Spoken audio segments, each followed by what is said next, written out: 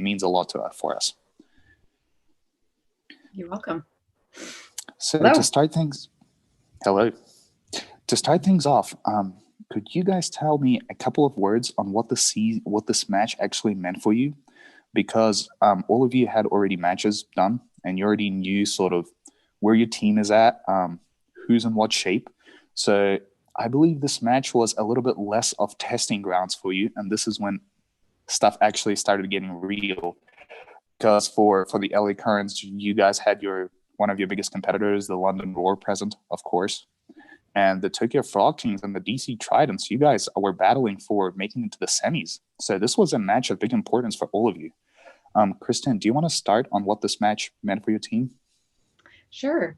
So you're right. We had already had 2 meets. So this is our 3rd right in a row. And we also had, a lot of competition from Tokyo and just sort of beat them by a little the meet before that. And it was great. It was a meet where we discovered a few new things that we had never done before and figure out the lineup a little bit better. And it was also great to be in such a close race with London Roar. We also this was our first meet with some of the stomach bugs. So we had 2 of our top guys out for that. And which was good because in some ways we just had to have other people step up to the plate, which they did. And that was— Who are these guys? Sorry? Who were the guys with the stomach flu? We had Andrew Salskar. He was actually entered in the first day and couldn't swim. And then we didn't enter Jacob Heidman. He was our 400 free, 400 IM swimmer. So he had a little bit of holes in the distance there. Okay, thank you. Cyndi, do you want to tell us a couple of words on what this match meant for you? Because you guys were battling for making it to the semis at this point. This was a really tough match for us because we had a match 2 days before. So we had gone in, trying to take one day at a time, one meet at a time, but, and we also got hit with a stomach bug that was lingering on, Giles Smith, Kylie Perry. So 2 big kids, 2 big sprinters for us were out. But it was really tough for us to go back to back. And our first day was not as good as we had hoped. But I was really proud of the team for turning it around the second day and stepping up. We had some kids that did really well, but the kids, some of the swimmers that competed a lot the first day or the meet before, they were tired because they were working hard and then they don't get much rest and then they have to do it again. So mentally it was a struggle, but I felt like we really did a good job turning it around. Okay, thanks, Cyndi. Ari, a couple of words from you.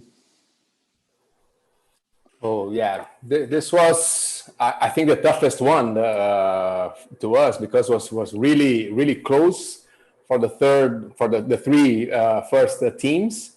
We were still trying to figure out how it works, all the team management and to make the lineup and everything. The coaches were still trying to figure out the shape of the swimmers because we were still feeling a little the jet lag, especially the people from Japan, and was back-to-back match also. So, but we were trying to figure out how to make the best lineup, and was really nice, really tough competition. We were really excited for the first match that we had. So I think was a really nice match for us. Thank you, Ari. And with that being said, let's dive into the match in the first event, and it is the women's 100 meters butterfly. And my first question actually goes to you, Ari, once again. You guys had Yui Ohashi and Suzuka Hashigawa participate for you in this event. Yui swam at 57:39 and Suzuka swam at 56:59. How would you what do you think of this performance, especially considering the fact that Suzuka is a little bit more in the 200 side, in my understanding, and 56:59 is a great result from her. And there was just there's actually only 3 girls who ended up breaking the 56-second barrier in the one fly. And Suzuka was getting close to that. What do you think of her performance here? Yeah, I think it was great. And Also for Yui, Coach Nori was trying to get her just getting the pace for the 4IM because she's a specialist on that event. And I think they did pretty nice, pretty good, because they're not full 100 meters driven swimmers. So both of the girls did really nice work, getting top 4 and top 5. That it's also good for the points. Yeah, for sure. Thanks, Ari. Kristin, a question to you. Ali Tetzloff and Beryl Castadello participated in this event for the LA Current, and what a lineup. I mean, Ali swam a 56.47. On its own, this is a great result, but then Beryl splitting a 55.84, that's a tremendous result in the one fly. And I mean, before the ISL Budapest, we thought of Beryl as a backstroker, a freestyler, but now a butterflyer at the highest caliber. I mean, how would you analyze this performance from her? Well, she really came around this year. And last year, she actually didn't swim the 100 fly in any of the ISL meets. So we saw that her 100 were good on the relay splits and her 100 free. And we knew she was a flyer because she was great 50 fly. She was the fastest 50 flyer. And she wanted to do it. And we also had 2 meets in a row of only 5,700 flyers. They just, we were finishing in the bottom half all the time, and we needed something to happen in this event. And so we tried these 2 girls, and it was amazing. It was such a breakthrough swim for Ali, and she didn't really swim individual events last year. She was mainly a relay swimmer. So this was like a time for her to step out and shine, and these 2 carried it the rest of the way for the 100 fly for us. She absolutely definitely did shine. Yeah, it seems that before this match, you were looking for that 200-meter butterflyer that will make the job for your team, and now you find it. I mean, 55 high, 56 with Ali Tetzloff and Beryl. That's impressive. Yeah. But talking about impressive performances and improvement from the previous matches during the season, I mean, Cyndi, we were discussing before this match analysis that Tin Wen Kwa was swimming very, very good. And she was only being used as an only relay swimmer, but finally you decided to use her as an individual, and 57.45 in that 100 fly. I mean, were you expecting this at all? Well, I thought they did really well. Both Remedy, Rule, that was her first meet. She had COVID twice. And so she was coming off, she had sat out the first 2 meets. And then we just switched it up. We had no one. I just wanted to, 100 fly was one of our weakest events. And so I wanted to see what we could do. And I knew Ting could be a great 100 flyer because she was a great 100 flyer for me at UCLA. She was a finalist at the NC2As in the 100 fly, even though she didn't train the 100 fly. But she doesn't really train the 100 fly still because her sister is on the Olympic team for fly. So I knew she would be fast, and I thought that was a great swim for her. She was really only her first meet, just kind of getting her feet wet, but I think she got a lot of confidence from her first meet, and she really showed. I knew she was in great shape because I know her work ethic and I know how hard she trains. So for her, I knew that doing the back-to-back meets would not be a problem, and she actually got faster as she went on. So other kids were struggling with the 2-day break, but she did a really great job. And that's how fast that event was, that she was 5th, I think, in that, or 6th maybe. And she did a great time. So we were happy. Yeah, she was 6th. We were happy with that swim, even though she was 6th place. Okay, thank you. Thank you very much. Any considerations at all of putting Rosalia in there? I'm talking about Nasreddinova. Oh yeah, we switched her up because I wanted her to be I thought she could be 100 freestyle on the relay. So I took her out because she was a 58, and so I wanted to kind of like what LA Current Kristin said. We needed to have somebody see what other people could do. So I put her in a relay, and I think Rosa was a relay only swimmer that meet. So she led off the relay, the 400 relay, to see what she could do in the freestyle instead of 100 fly, because I know she's really a 50 freestyle, a 50 flyer, and 100 fly was just a little bit long for her, but I thought she did a really good job as the meets went on. Thank you, Cyndi. And with that, let's move to the next event, the male 100 meters butterfly.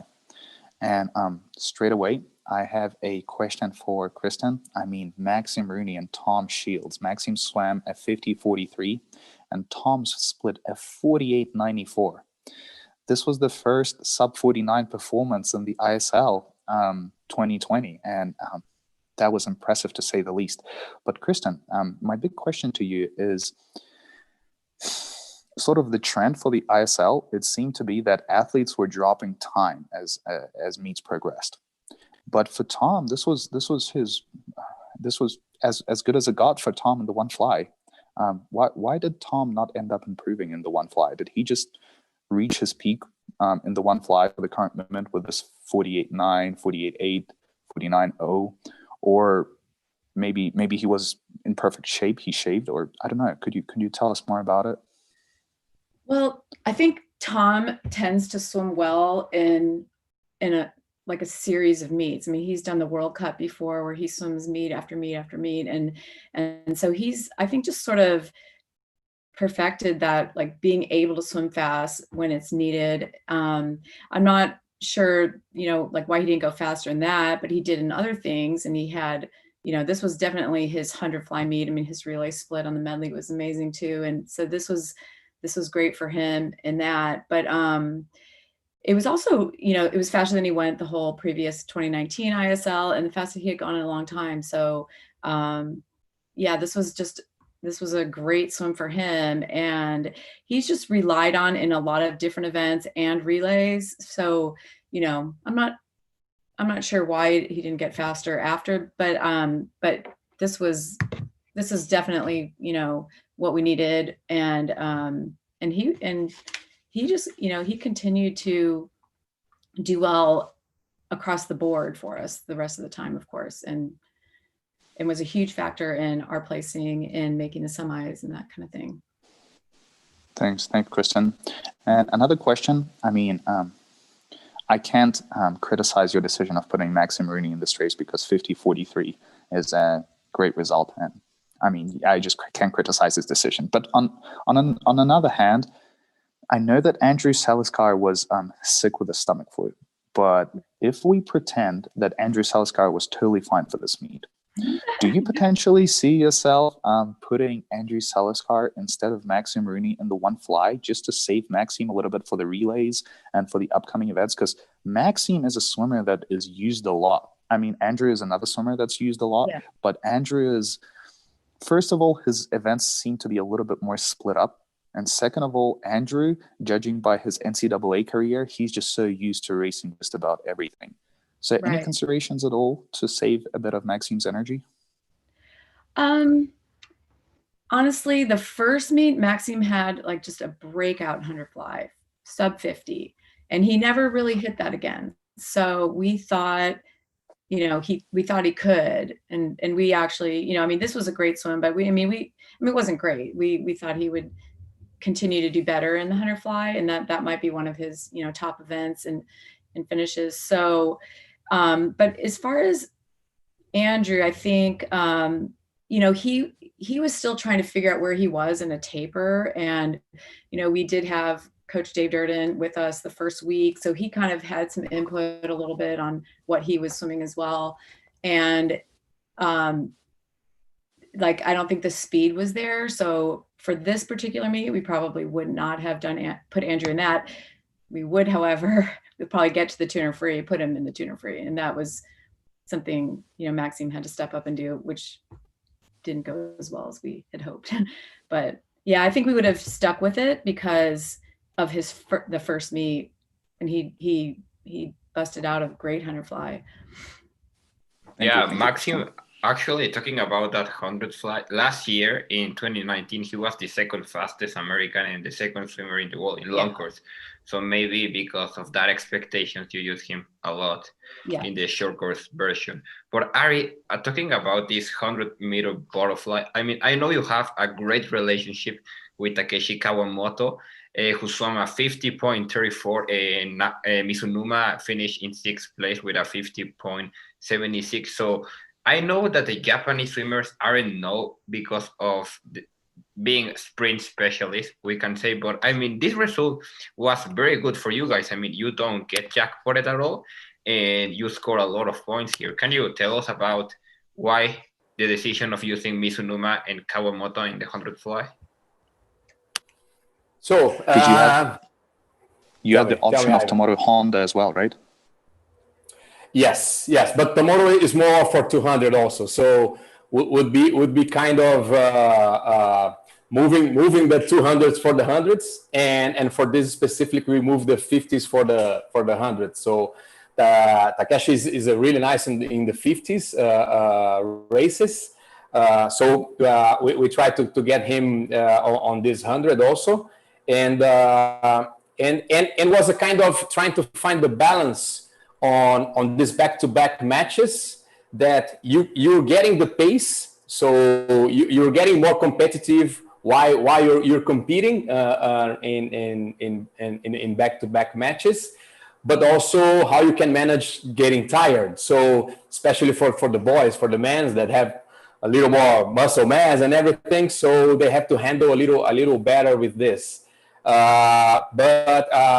Yes, like Bruno said, I have a good relation with the coaches of these guys, because in 2016 I've been in Tokyo doing some clinic for the coaches, speaking about sprinting and everything. So and they got some concepts, so we are always discussing about this, and it's really nice to see when they can put something together, in some performances.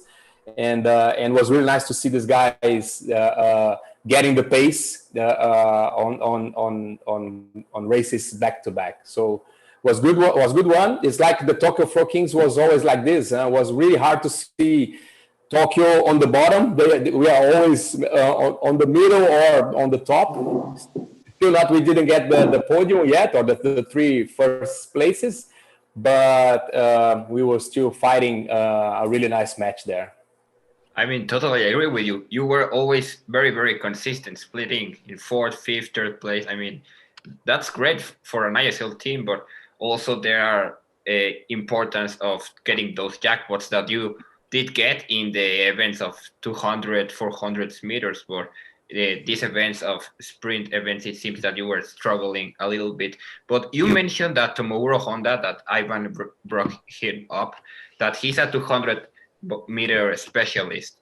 So you didn't decide to go with him in the 100, but actually the ones who did decide to do this were the DC Tridents, because I mean, Cyndi here, Zach Harting and Vladimir Stevanovic are known for their 200-meter butterfly. I mean, Vladimir was a 2012 finalist in this event at the London Olympic Games, and Zach Harting at last year's Worlds, he was finalist in the 200-meter butterfly. But as you mentioned before, that Giles Smith was having some stomach problem. That's why you decided to go with these two, right? And how happy or comfortable were you with the results?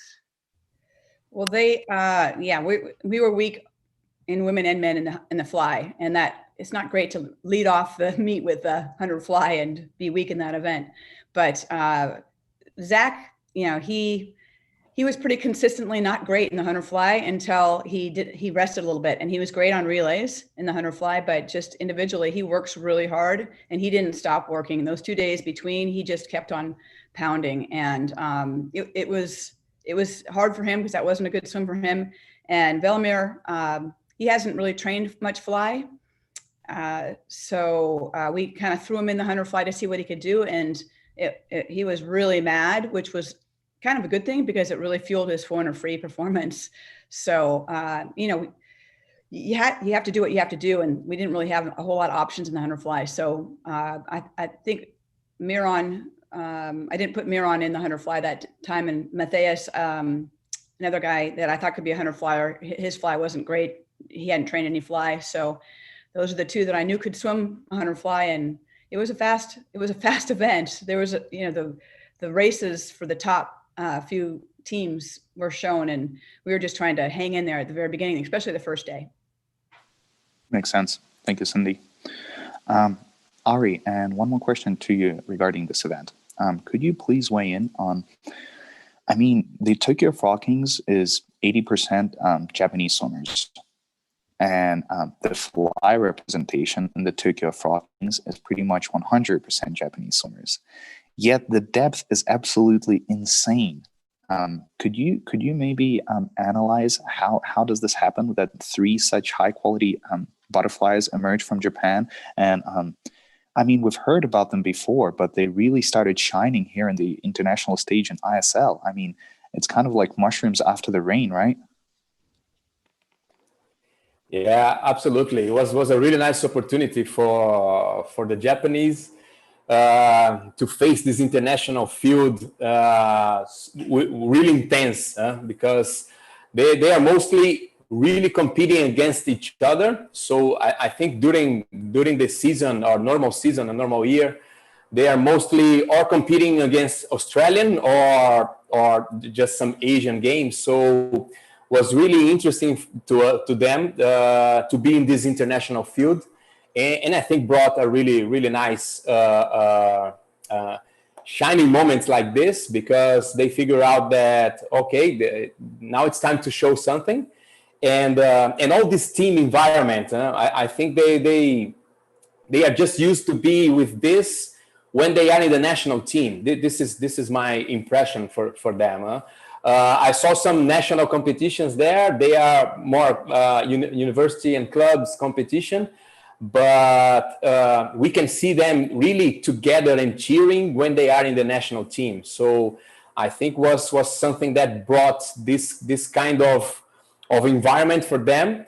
More frequently feeling these matches, international field, in these matches with more intensity. So was really interesting to see. Thank you, Ari. And with that being said, let's move to the next event, and it is the male 200 meters backstroke. And Cyndi, my first question goes to you. You had Mark Nikolaev and Jacob Pebley race for you in this event. Mark swam at 1:56.44, and Jacob swam at 1:49.93. And my first question goes to you regarding Mark. Did you have higher expectations for him in the 2 back? And if you didn't, if you thought, okay, he's a 1:55, 1:57 swimmer, somewhere in this range, did you ever consider telling him, you know what, Mark, let's save you up on this. Don't make it obvious, but don't try too hard in this 2 back, just to save up some energy. And a question regarding Jacob is, he had his arguably biggest rival, Ryan Murphy, in this race. And did he at all feel a little down after losing this 2 back to Ryan? As far as Jacob, he did. That was really a great swim for him. He is a serious, intense swimmer, and he was in great shape. He's that was faster than he had been the meet before, 2 days before. So we were really happy with this. He's a great competitor. He was disappointed that he really wanted to win, because I think he had won one of those races. I'm not sure if it was a meet before. He won both the 2 back and the 1 back previously. Right. So I think that he had a lot of confidence from that, but he also knew his competition was big. So, but he swam great. That was faster. I think that was faster than he went the meet before. And Mark, he volunteered to swim the back because we were weak in depth in the 200 back, and we had put Abe Devine, and we were trying to save him for the IM coming up. So Mark decided that he would do it, and it was just finish the race, try to make the qualifying time, and not get jackpotted. So he wanted to see where he was at in the 200 back. He hadn't trained it. He's mostly training for the 100, and so we felt like that was a pretty good. I mean, it wasn't a great time for him, but he volunteered to do it, and he did a good job, and he didn't get jackpotted, so that was good. He did get jackpotted, but he didn't. He ended up making the qualification time. Oh, he did get jackpotted. Oh, that's right. Yes. Yeah, but he made the qualification time. So that was our big goal. We don't really know. We had no control over the jackpot, but we had control over a little bit more. We knew what the time was on the qualifying time. So that was his goal, was to do that. I think he thought he could go a little bit faster than that, but I know that he really didn't. It wasn't 100% effort. It was just trying to make the qualifying time. Thank you, Cyndi. And a question. Ivan, mentioning this 200 backstroke, I mean, this was a very, very strong field. Yeah. 5 Absolutely, of the Bruno, 8 yeah. guys were present. Well, 4 of them were present at the Olympic Games final, and 5 of them were present at last year's Worlds final. So this being a stacked field, and this is a question for you, Kristin. I mean, Ryan Murphy, it seems that every time he steps on the blocks, and even though there's a lot of pressure and a lot of very fast swimmers, he always gets that job done for you, for your team, and for himself as well.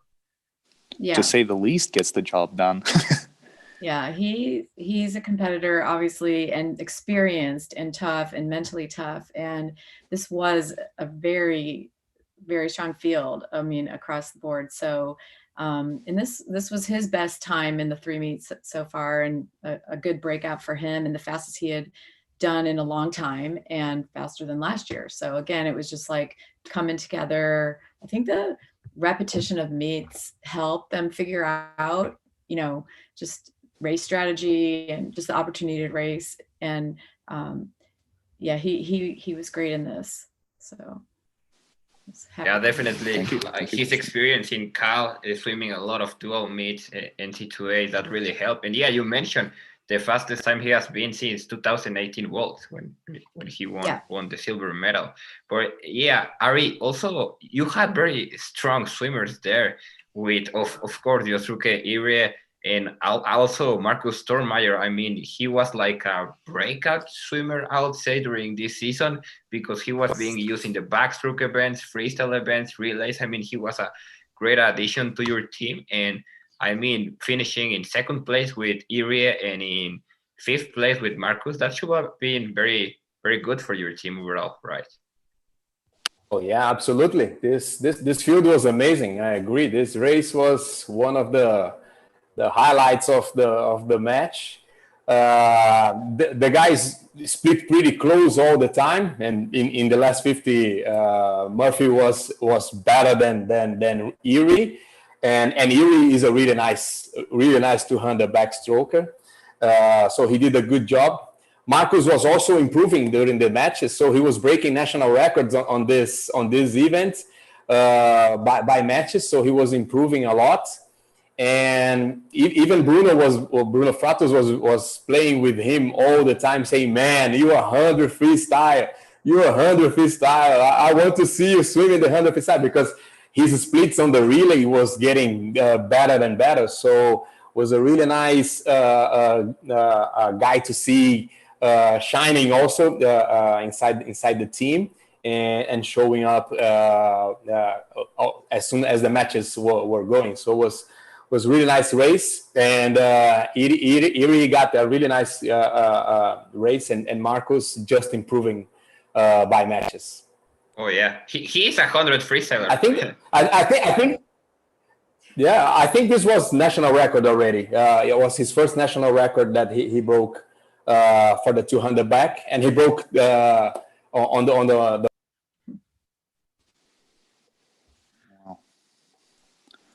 Ari, and a couple of words. Sorry, go ahead. Evan, I have a comment on this. I think looking back at this 200 back, we also had Mohammed Sami that was out that meet with a back injury, and he was our 200 backstroker. So when we lost the Australian in the 200 back, our other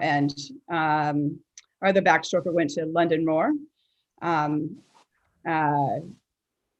It was really difficult to try to have somebody swim that race if it's not their best race, or not even what a race that they swim. So Mohammed doesn't swim the 200 back, but he can. And Abe doesn't swim the 200 back, but he can. So, and Mark doesn't swim the 200 back, but he can. So, and it's also right before their event. So you're asking people to swim an event that they don't really swim. And it's kind of taken its toll on the next event. So the decision for us to put Mark in, because he offered to swim it, was because we really wanted to save Abe for the 200 IM, because the meet before that, we had put him in so many events that his best events, he was already had 2 or 3 events before his best events. And so that's really hard to do. And they get dejected when they know they're going to get jackpotted. Our goal is to try to make the qualifying time, but then they're sometimes they feel like well, what am I doing this for? I'm just going to get jackpotted, and it's going to take away from, the two more events that I'm here for. So that's a tough part when you have a small roster and you have kids sick and or injured. And I mean, everyone goes through it. We're not the only one that had this problem, but I know that was sometimes trying to get people to swim events that were right before their best events was difficult. Our kids stepped up to do it. It was not a problem, but you felt bad for them because they had a chance to win an event or to be in the top 3 in an event, but they have an event, 15 minutes before their best event. They have to fill a space somebody else didn't do. So that was the tough part about the jackpotting. Okay, thank you. Makes sense. Yeah, especially with the both COVID and the stomach flu hitting at the same time. Of course, it was bound to be a struggle. But with that being said, let's move to the next event, and it is the female 4x100 meters freestyle. And Kristin, my first question goes to you. Your B team consisted of Duluth, McLaughlin, Marsh, Stewart. Okay, having a little internet. Mm-hmm. Is it better?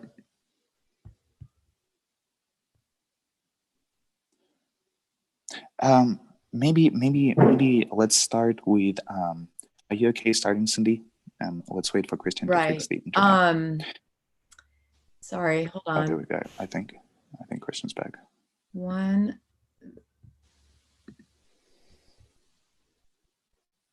Cyndi, you guys had in your B relay Rule, Tucker, Demler, and Anderson. Internet issues. It's all good. And your A relay consisted of Bilquist, Qua, Mac, and Nastradinova. My biggest question to you is, why no Margot Gear? Were you saving her up because she is your main hitter in the 100 freestyle? Right. Both. I decided because we had watched other teams try to do the back-to-back, and Margaret was a great relay swimmer, but she also had only been training for about a month. So for her to go back-to-back, the 400 free relay and then the 50 free was going to be too tough, and it was a really great 50 free. With London and Current and Tokyo, everybody in there, the 50 free was going to be tight. So I figured save her for that, and her and Madison, and try to get them have a better 50 freestyle. And our relay was, our A relay was okay. Linnea, Mac, and Ting Kwang and Amy Bilquist are all great sprinters, and they swam about what they had been. So that was good. And we put Rosa in that to see how fast she can do. And that was, I think, her best swim. So, it worked out. And we just tried to save to be great, to have Madison and Margot be great in the 50 free against a really tough 50 freestyle event. Okay, makes sense.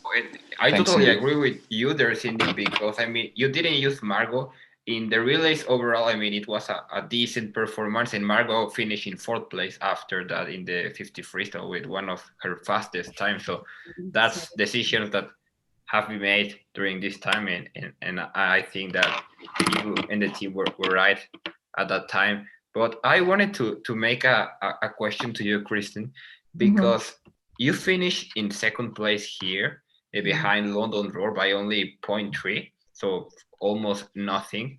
And it seems that you didn't use Beryl because you wanted to save her for the 50 freestyle, which she ended with the victory. But did you think that it was at the end a good decision? Because Beryl did win by a big margin, the 50 freestyle, and London Roar defeat you guys here, but they got 24 points because of the jackpot roll. So those points could have been at the end yours. So what can you tell us about that?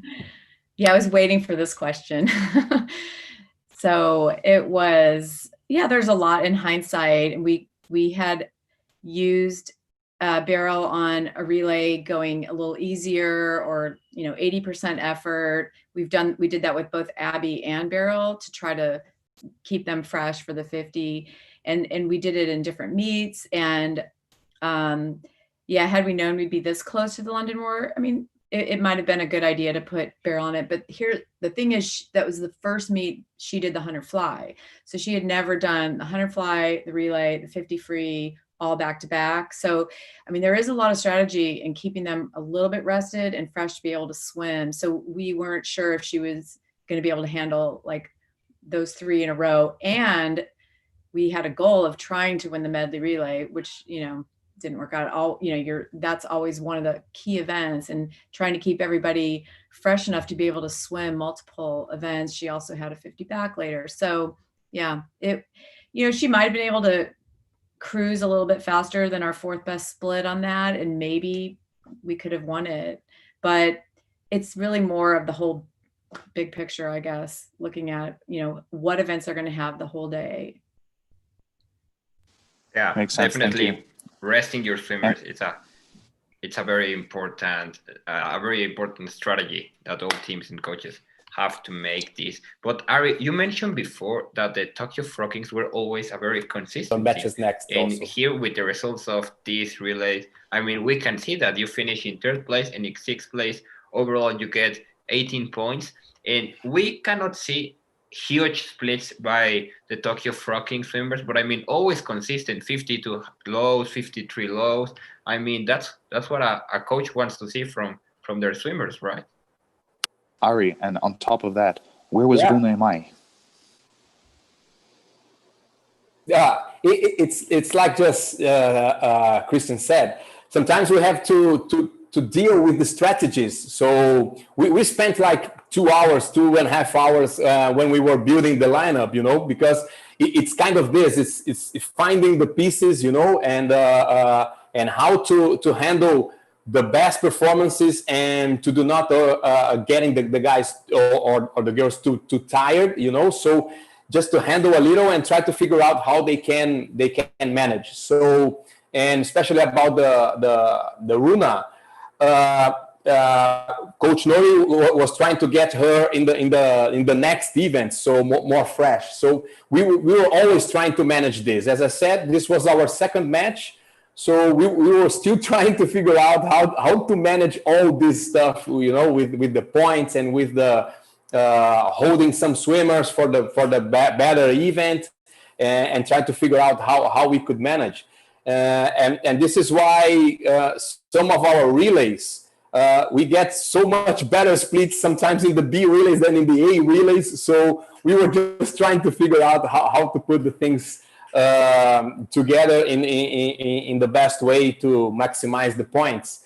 So, but and the girls helped a lot because they were always really close on the splits.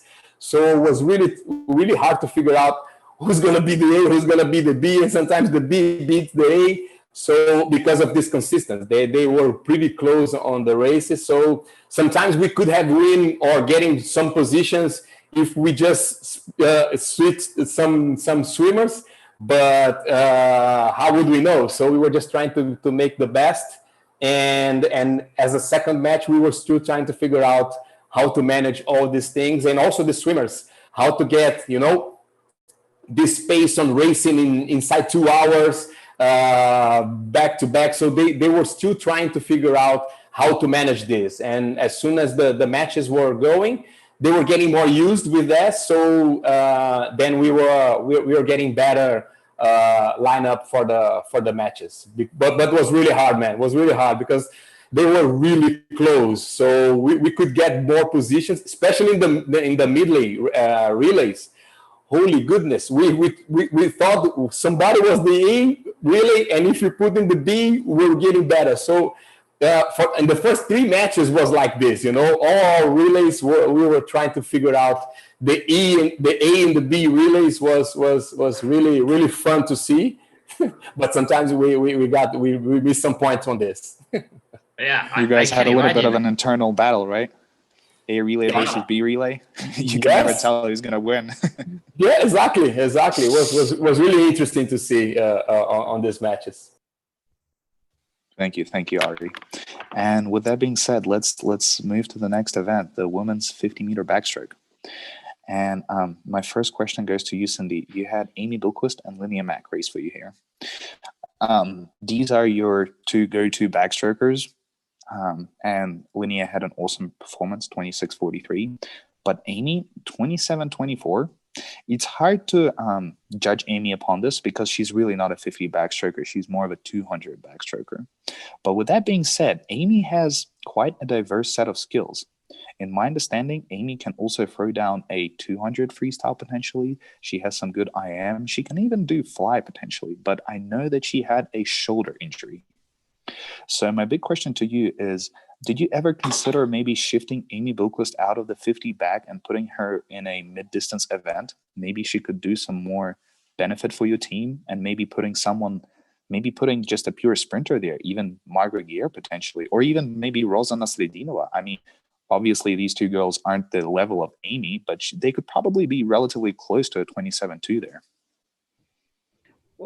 Right. Amy, she swam a lot of events. And so by this third match, her shoulders were killing her. So we had put her in the relay, the 400 free relay before the 50 back, and she doesn't get speed until she rests.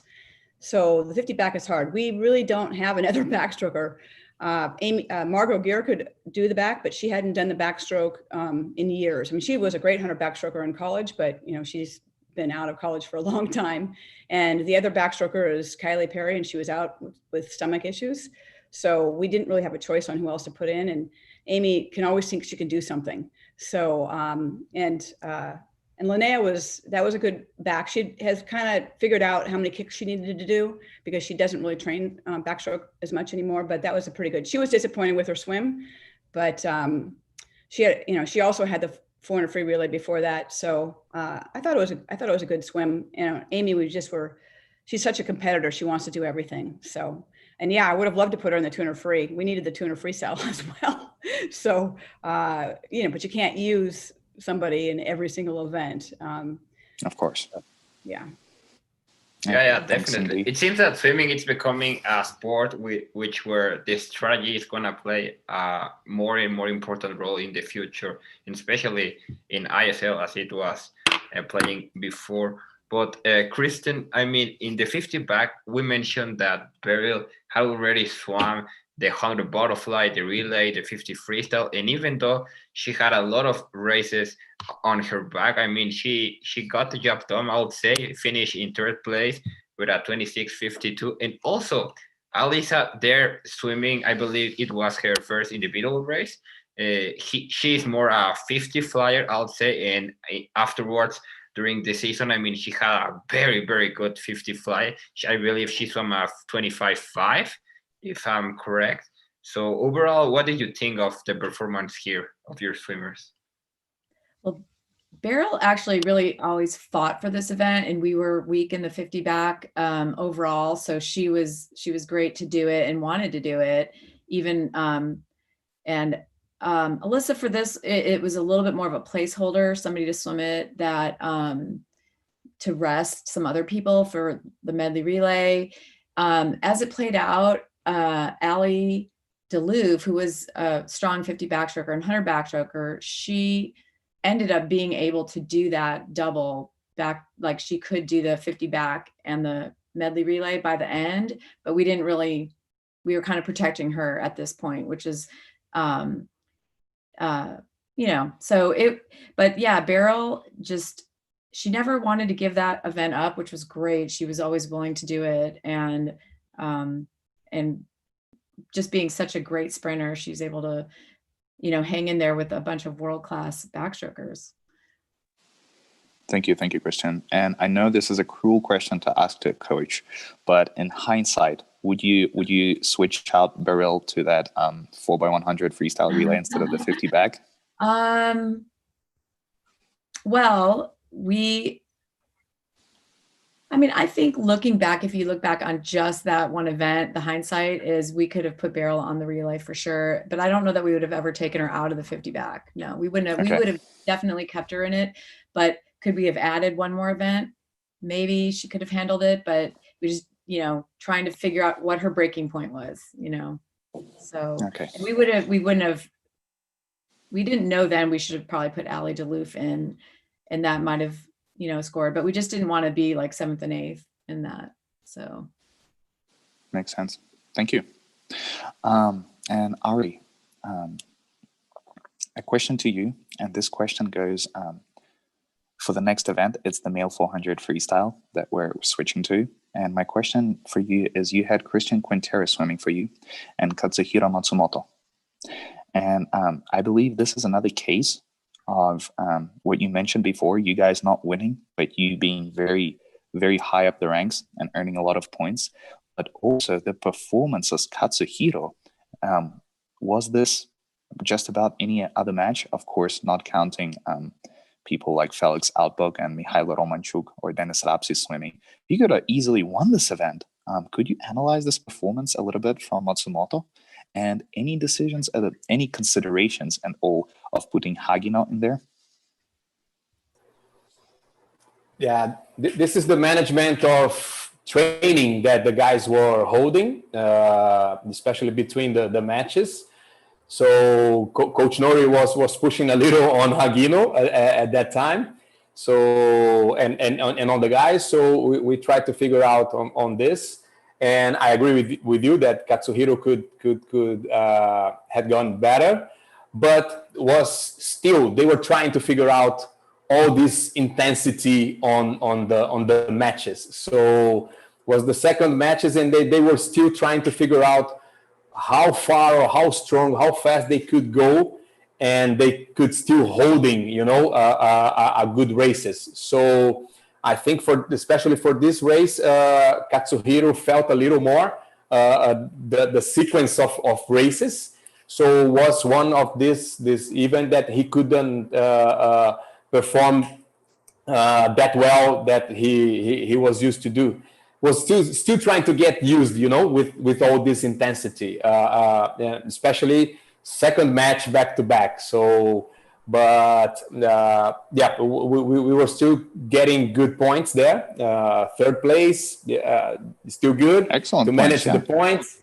Yeah. Christian getting seventh, but we were still adding points on this race. So in the end, I think we did good on this race. Absolutely, you did. Thanks, Ari.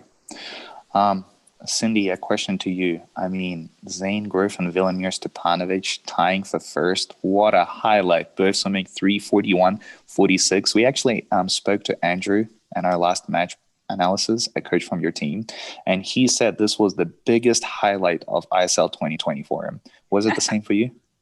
It was. It really changed kind of how the team was feeling, because we had some tough races before then. And this just brought the energy up. And it wasn't a great swim for Zane, but and it was a really good swim for Velimir. They train together. They train together. They race together. They're really good friends. And they really wanted to get 1-2 for the team. And it was so heartwarming to see them tie, and Zane be as happy for Velimir as he could be. So that was really... The team loved it. We went nuts on that. And I think that really set us up for the second day, better swims on the second day. Like, listen, we have it. We can do it. You just have to change your mentality and just race. That's all it is. It's just racing. And so that was definitely my favorite event of the whole ISL, was that, and watching their reaction when they won. And I thought Velimir was going to win, but Zane's pretty tough. So he wasn't going to let that happen. You guys went mental in the boot after that happened. Watching the DC Tridents react was gold, pure gold. Yeah, thanks. It was fun. Thank you, Cyndi. And let's move to the next event, and it is the male 4x100 medley relay. And Kristen, my first question goes to you. I mean, your B relay consisted of Ferreira, Grassi, Lecon, and Cristal. And your A relay consisted of Rooney, Shields, Silva Franca, and Murphy. And looking at this on the surface, this was a flawless race for you. You guys won. You did what you needed to do. But having a little bit of a closer look, 3 of your swimmers did excellent, but Ryan Murphy, the swimmer that you're typically most confident in and that you think of that's never going to fail you, actually ended up touching third after that 100-meter backstroke. Were you concerned after that happened at all? Well, I mean, the race is just playing out, and then you're just caught up in the excitement of it. And we were obviously really confident in the rest of the leg. So it wasn't over, you're just, but yeah, I think Ryan was tired for sure. I mean, I think like, 50 back, everything had just kind of caught up, but he did what he had to do. And, really that race, I think probably Tom's split kind of just, that's just 48.3 kind of is insane. Yeah. Yeah. That was fun to watch. And yeah. And then I think obviously that also got Maxime going because he had a great split. And we just, finished it.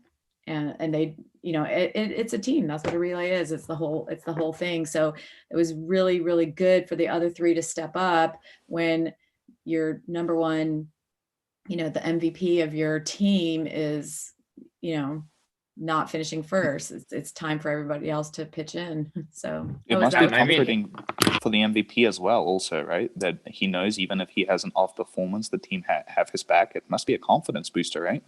Right, exactly. No, and he was such a great team player, and he was such an inspiration and spoke up when he needed to in meetings, and just led the team in so many ways, even out of the water.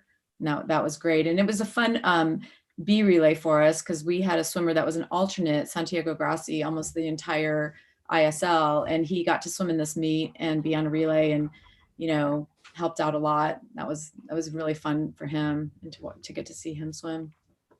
100%. Yeah. He didn't do bad at all. Yeah, Right. Actually, he was one of the two Argentinian guys that you had on your team, Yeah, right?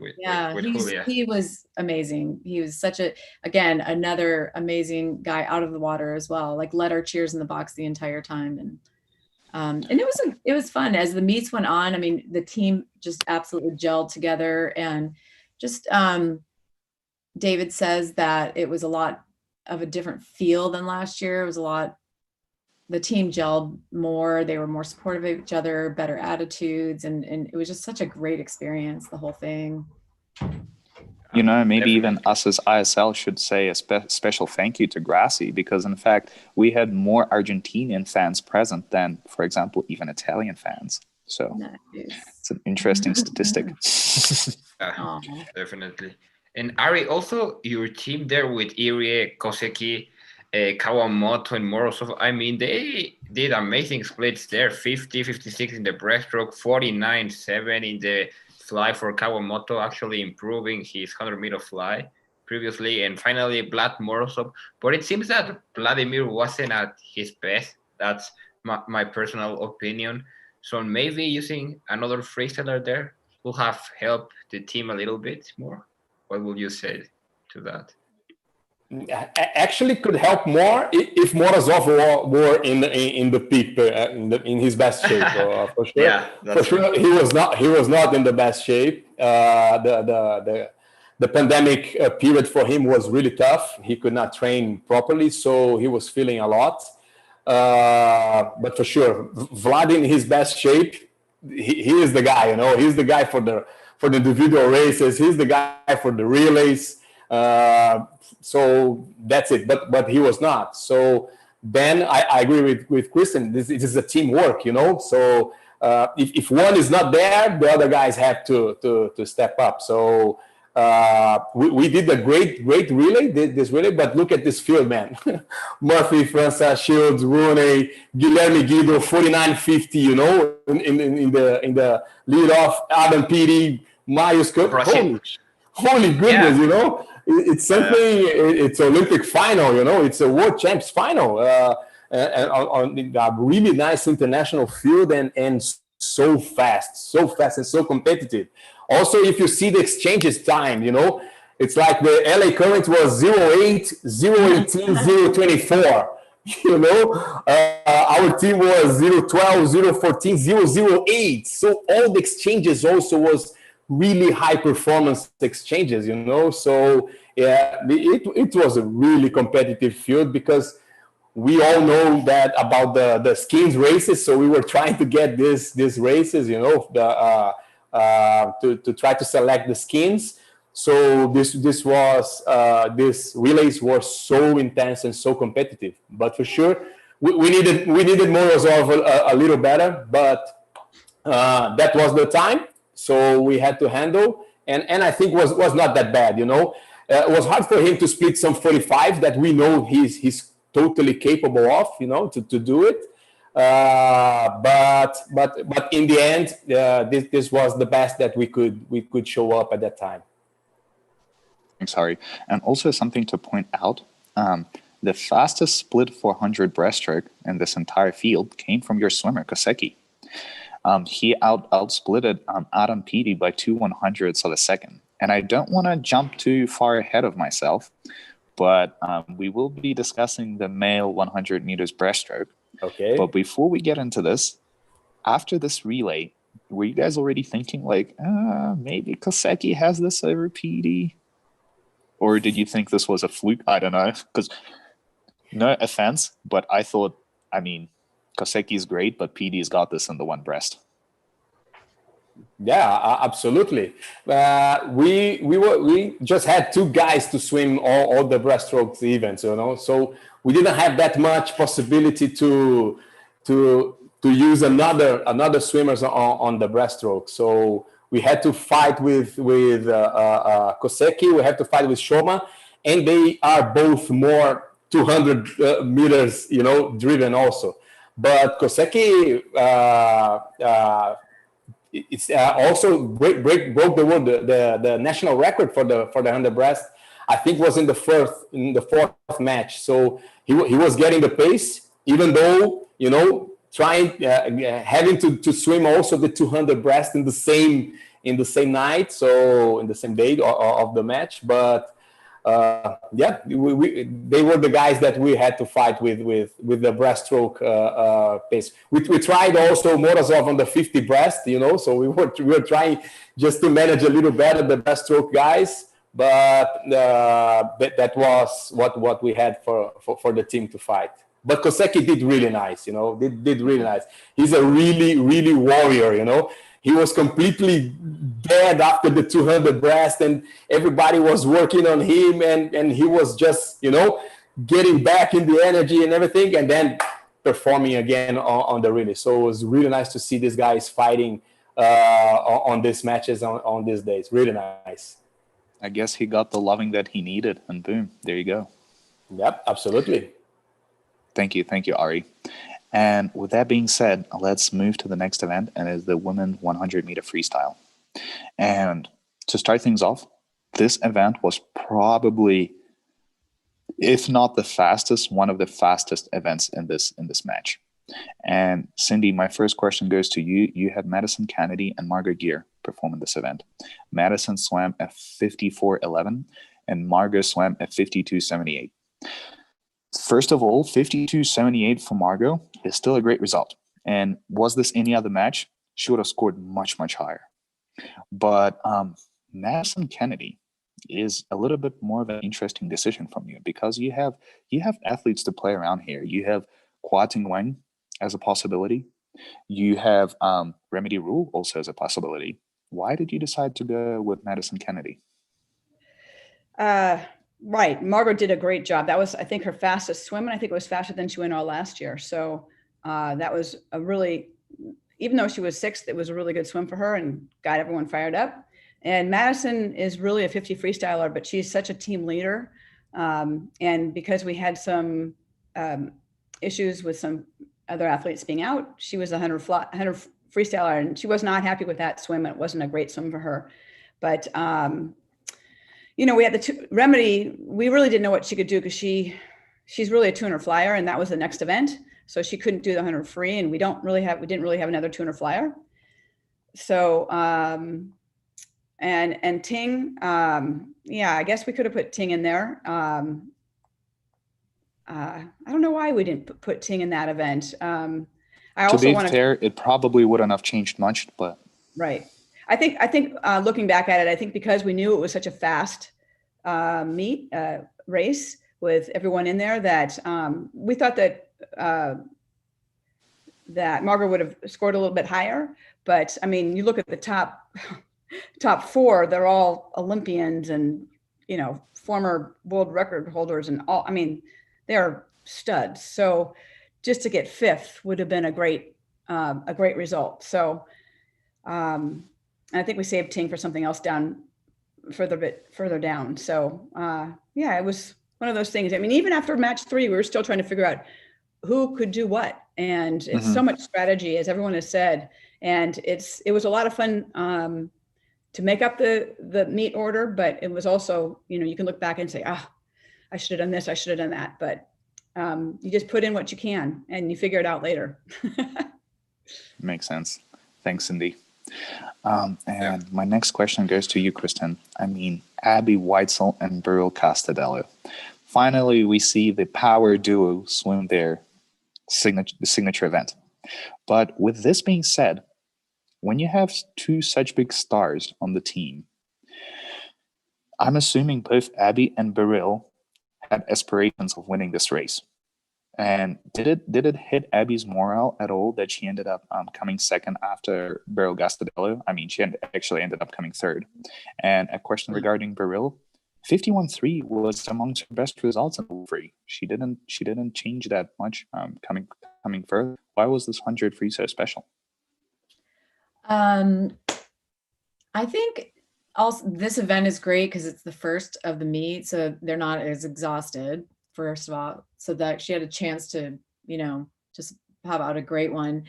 And she was getting better. This was definitely, this was her best in the meet, and she went a little, stayed around that. She went a little bit faster in the next one, but and I think it might have even been a French record. She was setting French records, every time she swam pretty much. And she's just a competitor. Like, she just has this way when she won several events, by 100th or 3 100ths. And as far as Abby, I mean, Abby definitely wants to win. I mean, which is great. So she's very hungry, and she doesn't want to be second to be, and yet I think she's also a great team player, and she was happy with the result. And no one was being selfish at this point. Everybody was definitely a part of the team, and just if they had a great swim, that was, they took it for what it was. And if they didn't, they just kind of shook it off and moved on to the next one, which helped us a lot in the team race for sure. Makes sense. And don't get me wrong, 51.96 from Abby is still a great result. It's nothing to be ashamed of whatsoever. Right. But what was her best? 51. Yeah, she got faster. Her match 10, she definitely kind of came around. She was also one that they were working hard, and it was still so early, and the training versus the resting, they're still getting that figured out, and she didn't really start to rest until later. Makes sense. Definitely. Thank you. But overall, a great result for the LA Crew and your swimmers. But Ari, I wanted to make a question to you, because you being a sprint coach, a great sprint coach of Andre Goborov, Bruno Fratos, amazing international results. What do you think is that these Japanese swimmers lack to becoming one of the greatest sprinters in the world? Because their technique is amazing. Their work ethic is also one of the best ones in the world. So what do you think is that they are lacking? The mentality that they are afraid because they have not been known for being true sprint specialists? What would you say to this? Yeah, maybe they have a tradition on not focusing on these events in their country. Yeah. I think mostly from the culture on training. I've been discussing with Nori for a while. I know Nori since 2003 Barcelona, and since then we are always exchanging a lot of comments on this. And he was also always trying to get this sprinting training that Brazilians have. So all these 50s that are insane, and all strokes and everything. And try to figure out for the Japanese guys, especially for the relays, that they want to improve a lot. So we are always discussing about this. And he say when I started to speak about this philosophy of training on strength and everything, he was saying, Ari, this is really nice. This makes all sense, but I don't think the Japanese were gonna believe on this kind of work. So I think it's more culture than anything. So I said, okay, so, and one of these discussions I was saying, okay, so give me one Japanese to train with me before he got this culture. Yeah. And he said, okay, but this sprinter should be like 18, 19 years old, and they are in the school. So they can, and the school is also a really, really big thing in Japan, you know. So he said, I cannot give you this guy. So this is why he brought me to Japan. So this was the way we were trying to make the things. And maybe it's just coincidence, maybe it's not. But now they have 3 guys swimming 21 in long course. So for the 50 free, some guys swimming 47, 2 guys swimming 47, and so they're improving on slowly, but they're improving, you know, on this. So I think it's more culture than anything, you know. Nori was used to say to me, I don't have sprinters because Japanese are not sprinters. They are not genetics, you know, on sprinters. And I said, man, maybe it's the work. So I think it's more a culture barrier than anything, but it's a matter to try, you know. It's a matter just to put in a little by little, because to change a culture is not that easy. Maybe you cannot change, but sometimes you can just input some things that can bring good stuff, you know. Oh, thank you, Ari. And thank you. There's one amazing Japanese young swimmer, a girl who's just recovering from cancer right now. Rikako. Exactly. Oh. And maybe if you could get her, you could change the culture of Japanese swimming quite a bit. That could be interesting. She was on that clinic with what was like 20, I think was 30 swimmers and 25 coaches, you know, or was something really for 1 week, just exchanging information. And I think at that time, we could change more about this inputs, you know. It's not a culture changing, but I think they got some inputs that they're trying to put the things together. So let's see. I'm pretty honored and pretty happy to just be considered by them, you know, because Japanese swimming is something huge, you know, in our sport. So, but let's see in the future if we can keep this exchanging and see some fast Japanese also. Oh yeah, and Shinri, he was a 50 freestyle finalist on last year's Worlds, and Rikaku is there. So yeah, definitely we are seeing that change. But moving into the next event, guys, the men's 100-meter individual medley. I mean, Kristin, Tomo was a very young swimmer from Norway. I've spoken to a lot of the LA Current guys. They didn't know a lot about him. I did. I was looking a lot of swimming since last year. And I mean, Tomo on those European championships, he had a breakout swim meet. But right now, I mean, being ahead of Vlad Morozov, the former world record holder in this event, swimming a 51.83 for his team. I mean, that was impressive for the LA Current overall, right? Oh, for sure. This was one of the highlights of the meet. Well, probably the highlight of this match. And just to see him finally win it and his reaction, he's great. When he comes out, he's great. He's pounding his chest. He's doing everything. He's just really fun to watch, and the team really had fun with him. And he had swam it a few times, and he just put it together on this one. And his freestyle is like his weakest stroke in it, and he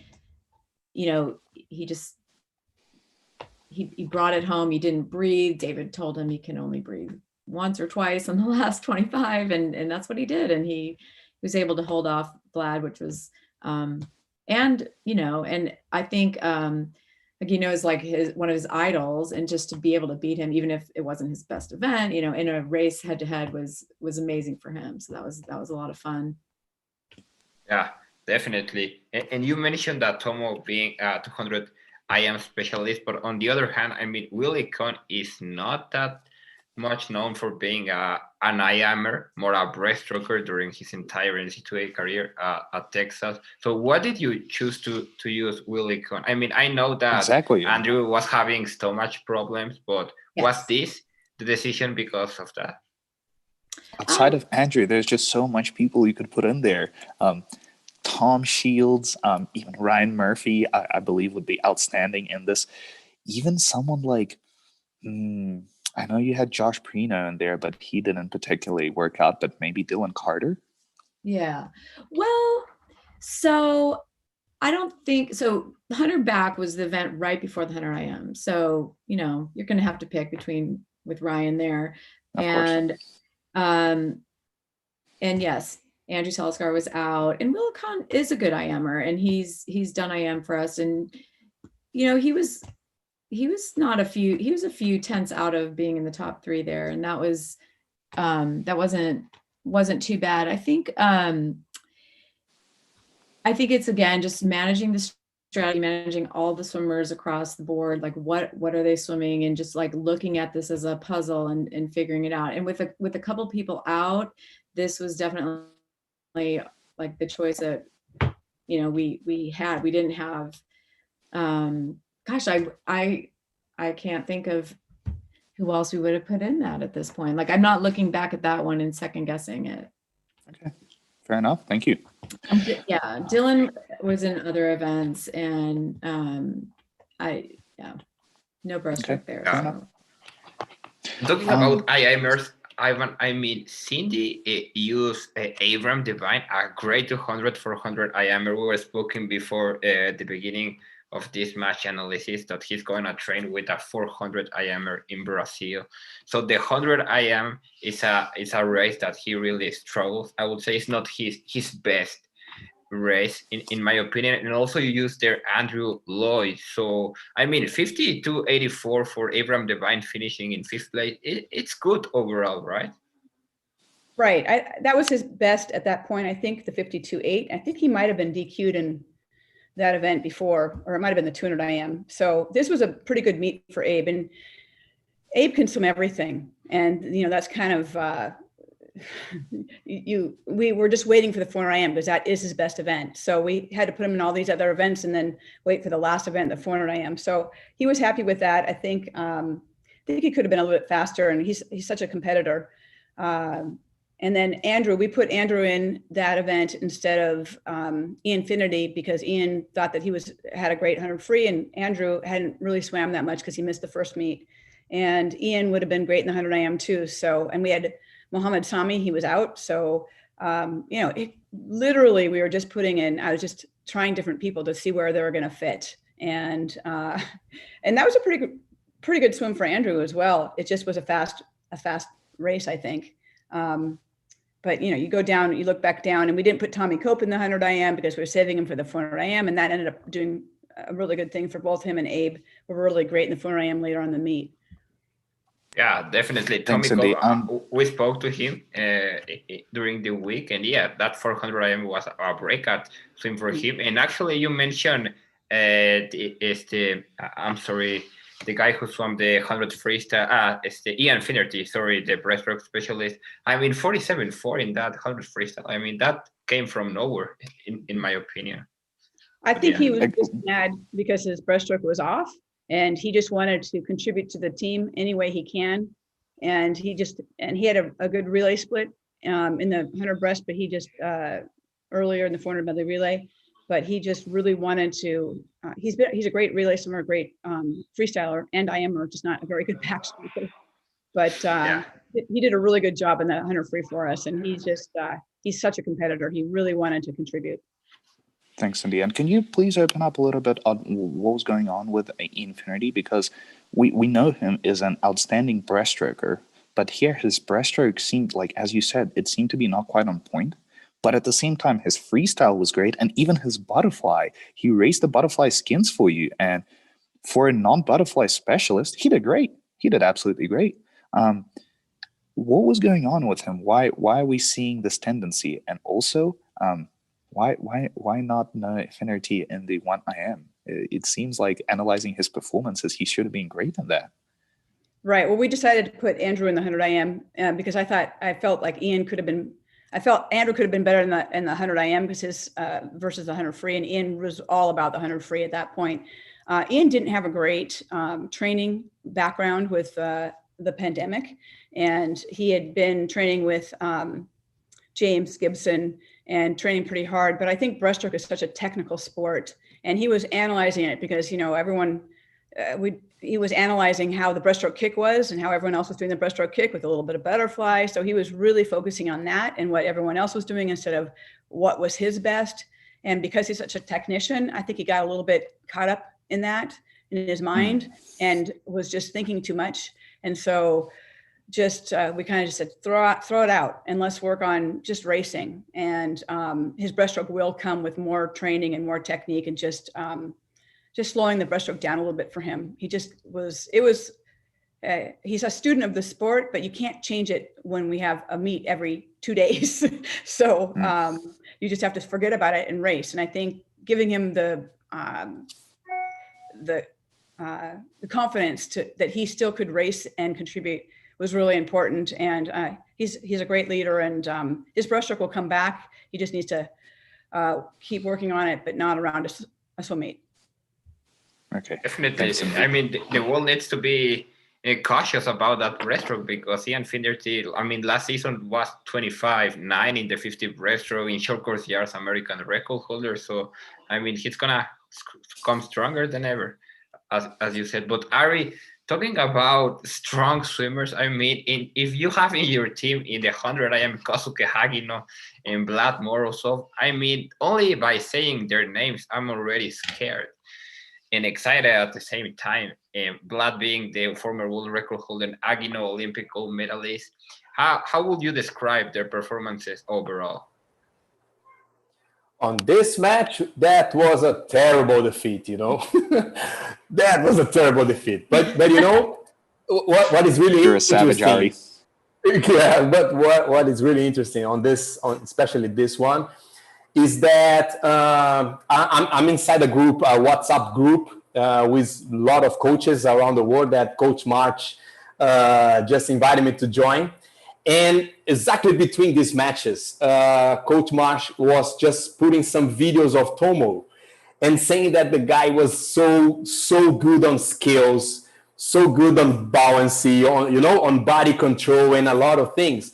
So I just got my eyes on this boy just before the race, you know, and then this guy just won the race. It was so hard, and I was just watching some other coaches and say, okay, Coach March said about this guy. So, but was one of these that we got really beaten. You know, was not expecting this.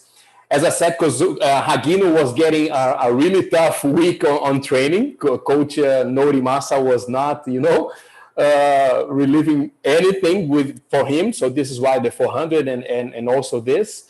So he was feeling a lot the training, and also was pretty clear that for us that Morozov was not in his best shape, because we were saving him for the 100 free. So we were saving Morozov on the 100 free just to try to get this 100 IM.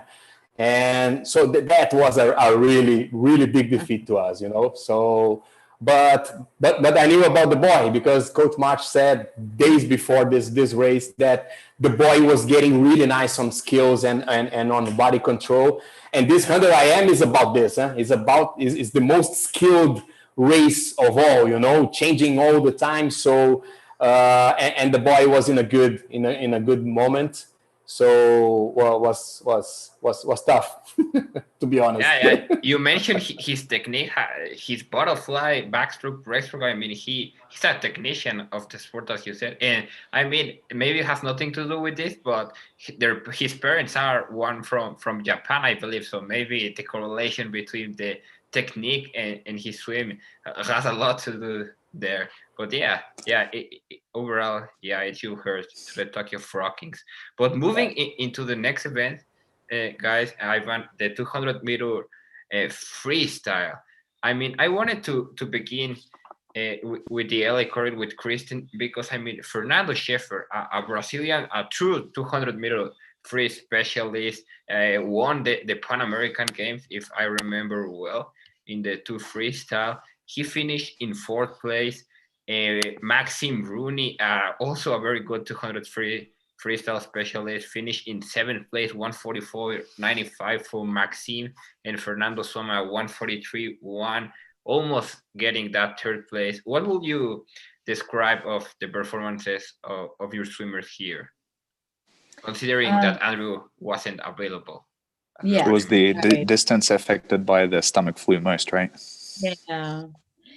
Yeah. Maxime would not have been in this if we had had Andrew, but he stepped up and he did okay. I mean, we thought he would do better, but this just definitely wasn't one of his events for this ISL. Like he never really swam the best 200 free, and but he came back and did an amazing 100 free in the relay. So and Fernando, I know, was a little disappointed in this particular race, but he was also great where, I mean, I know he swam faster, I think, in the first meet than this one, but he swam at every meet, just like he was so consistent and was just such a great addition and helped us a lot, not only in this event, but just in the team atmosphere and everything else. So, yeah, our Brazilians added so much, and that was a lot of fun. I mean, that was one of the differences on our team this year, is just that flavor and that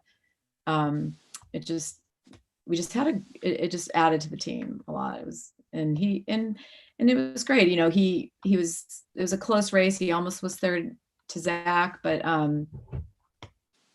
yeah, we were proud of him. I think this was solid. I mean, obviously, you're going against Duncan Scott and Matsumoto. I mean, it was a tough race too. Thank you. Yeah. Thank you, Kristin. And Definitely. a question to you, Cyndi. You had Zane Groth and Zach Apple swim for you. First of all, Zane, though he is known for the longer distance events, he is a all-time member of the 4x200 freestyle relay for the Team US, and it seemed to me like he has a better 200 freestyle in him.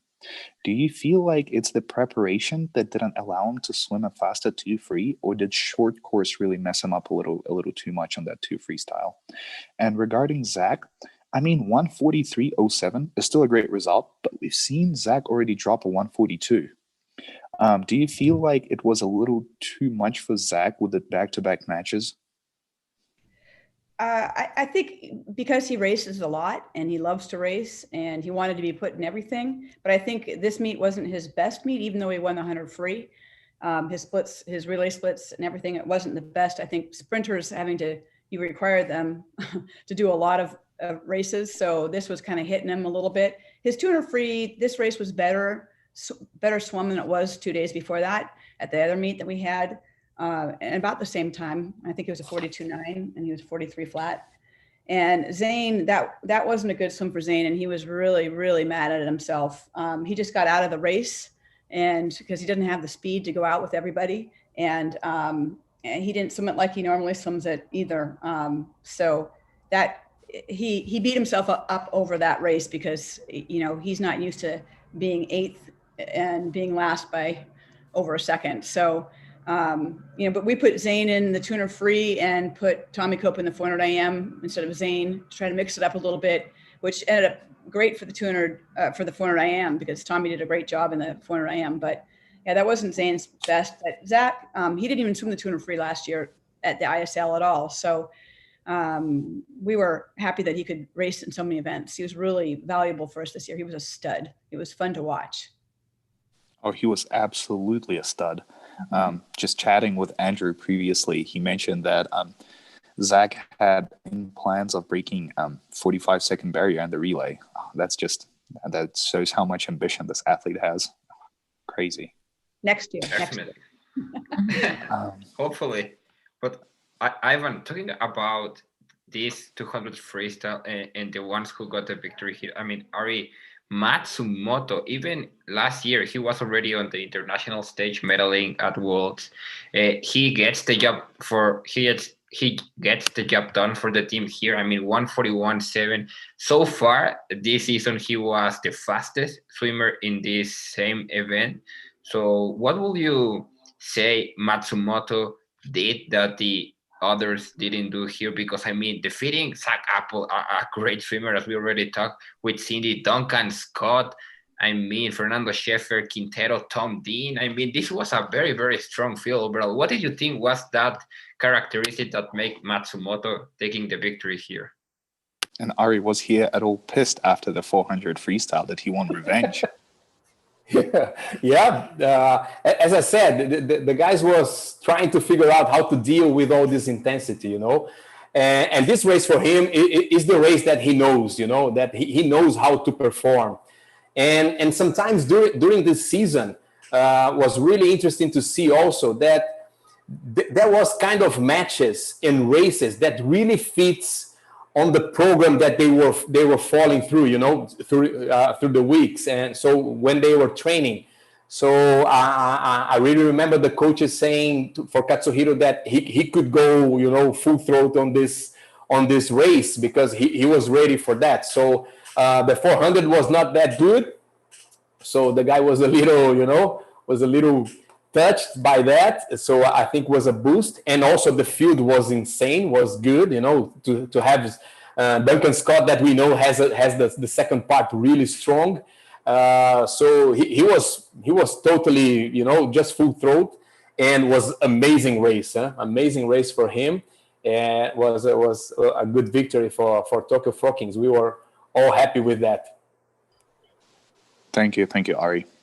And with that being said, let's move to the next event, and it is the female 100-meter breaststroke.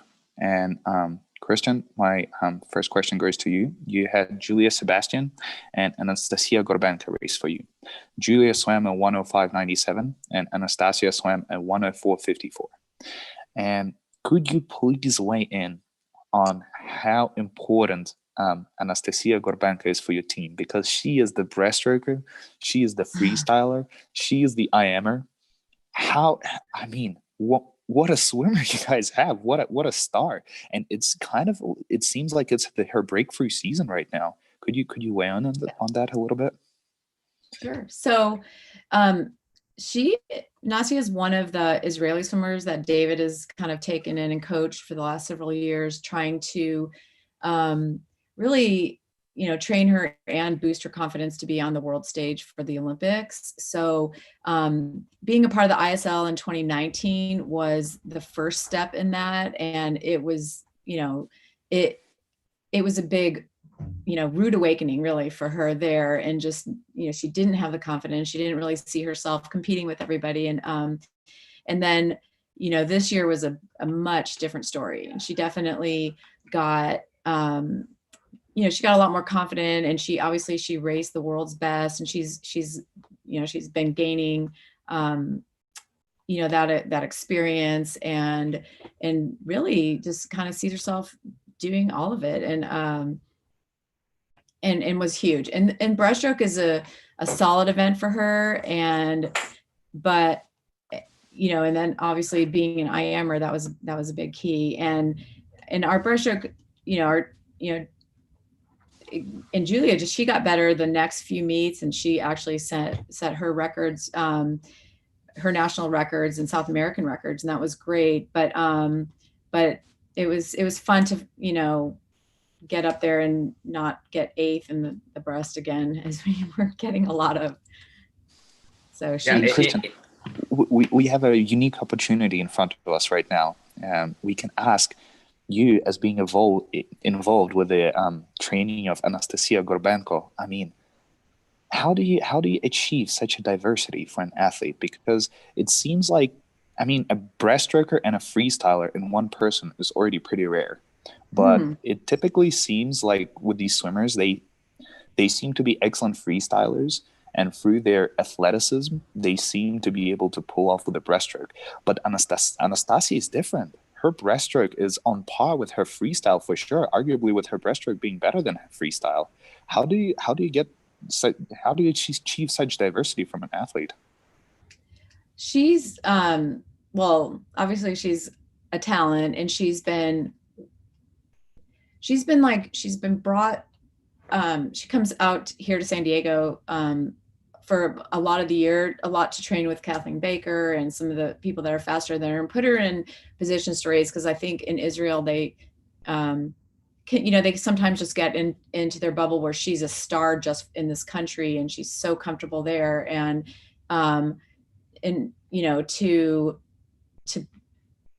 put her in position to have to race in all these different strokes and events and just, she's so young. She's 17 years old. So she's just, I think she doesn't have limitations that are necessarily set on her, or she's, in one event specifically. So she's just so open to swimming all these different things, and, kind of like a sponge right now, and kind of push her in these different directions, and just working on, David's always trained IM for so many swimmers, and, just keeps all those events, open, and technique and all that. And her 200 breast, I'm sure, is probably better than her 100, but we didn't really need her in that for the ISL. So. Oh, thank you, Christian. And actually, Anastasia, talking about the diversity of the events that she can swim. I mean, she already qualified to the Olympics in the 2 IM and 100 freestyle in 1 month ago. So that's impressive. Yeah. Oh, yeah.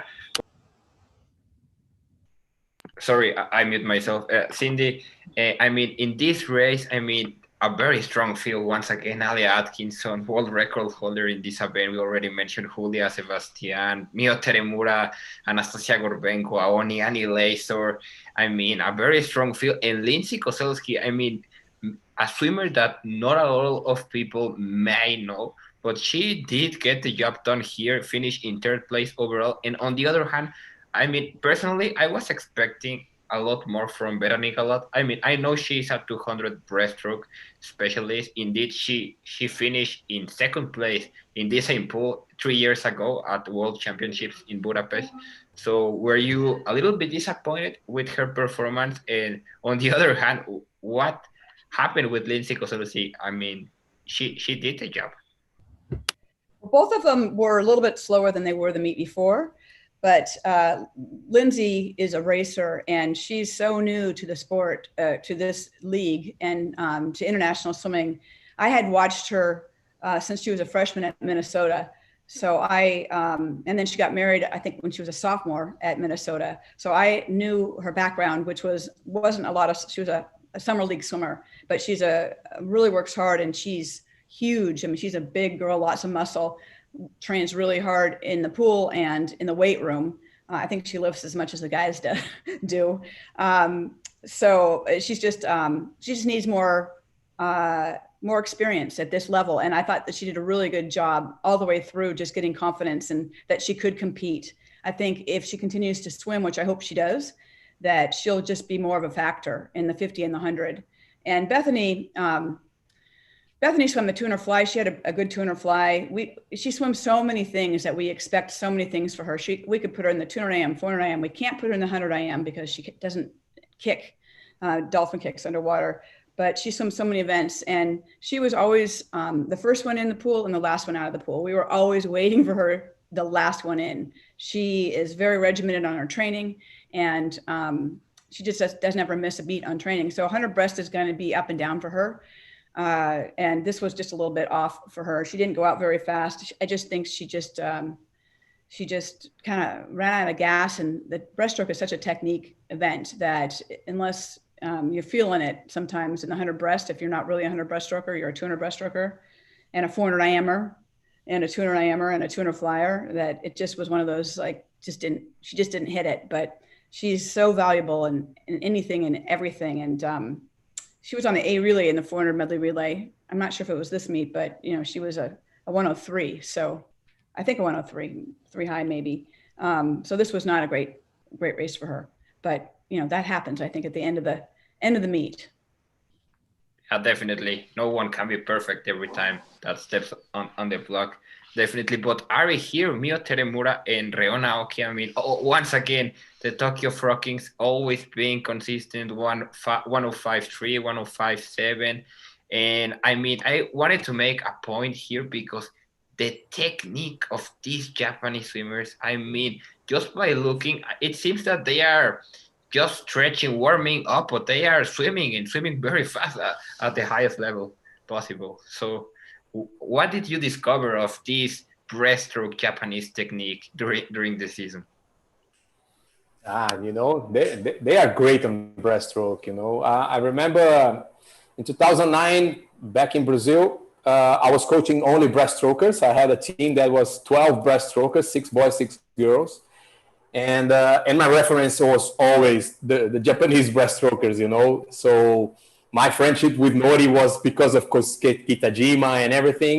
So this is why we started to exchange a lot of training and knowledge about experience about this. So I was always, looking for the Japanese breaststrokers. At this race particular, you can see, because Riona is from the Nori's group of training. So you can see how hard he was pushing them on these 2 days between the races. So Riona just won 105.7. And I think 2 matches later, she did 104.9. That was the national record also. But they were working really hard on this. So Coach Nori really pushed the guys between the matches. But for sure, this technique is always good to see.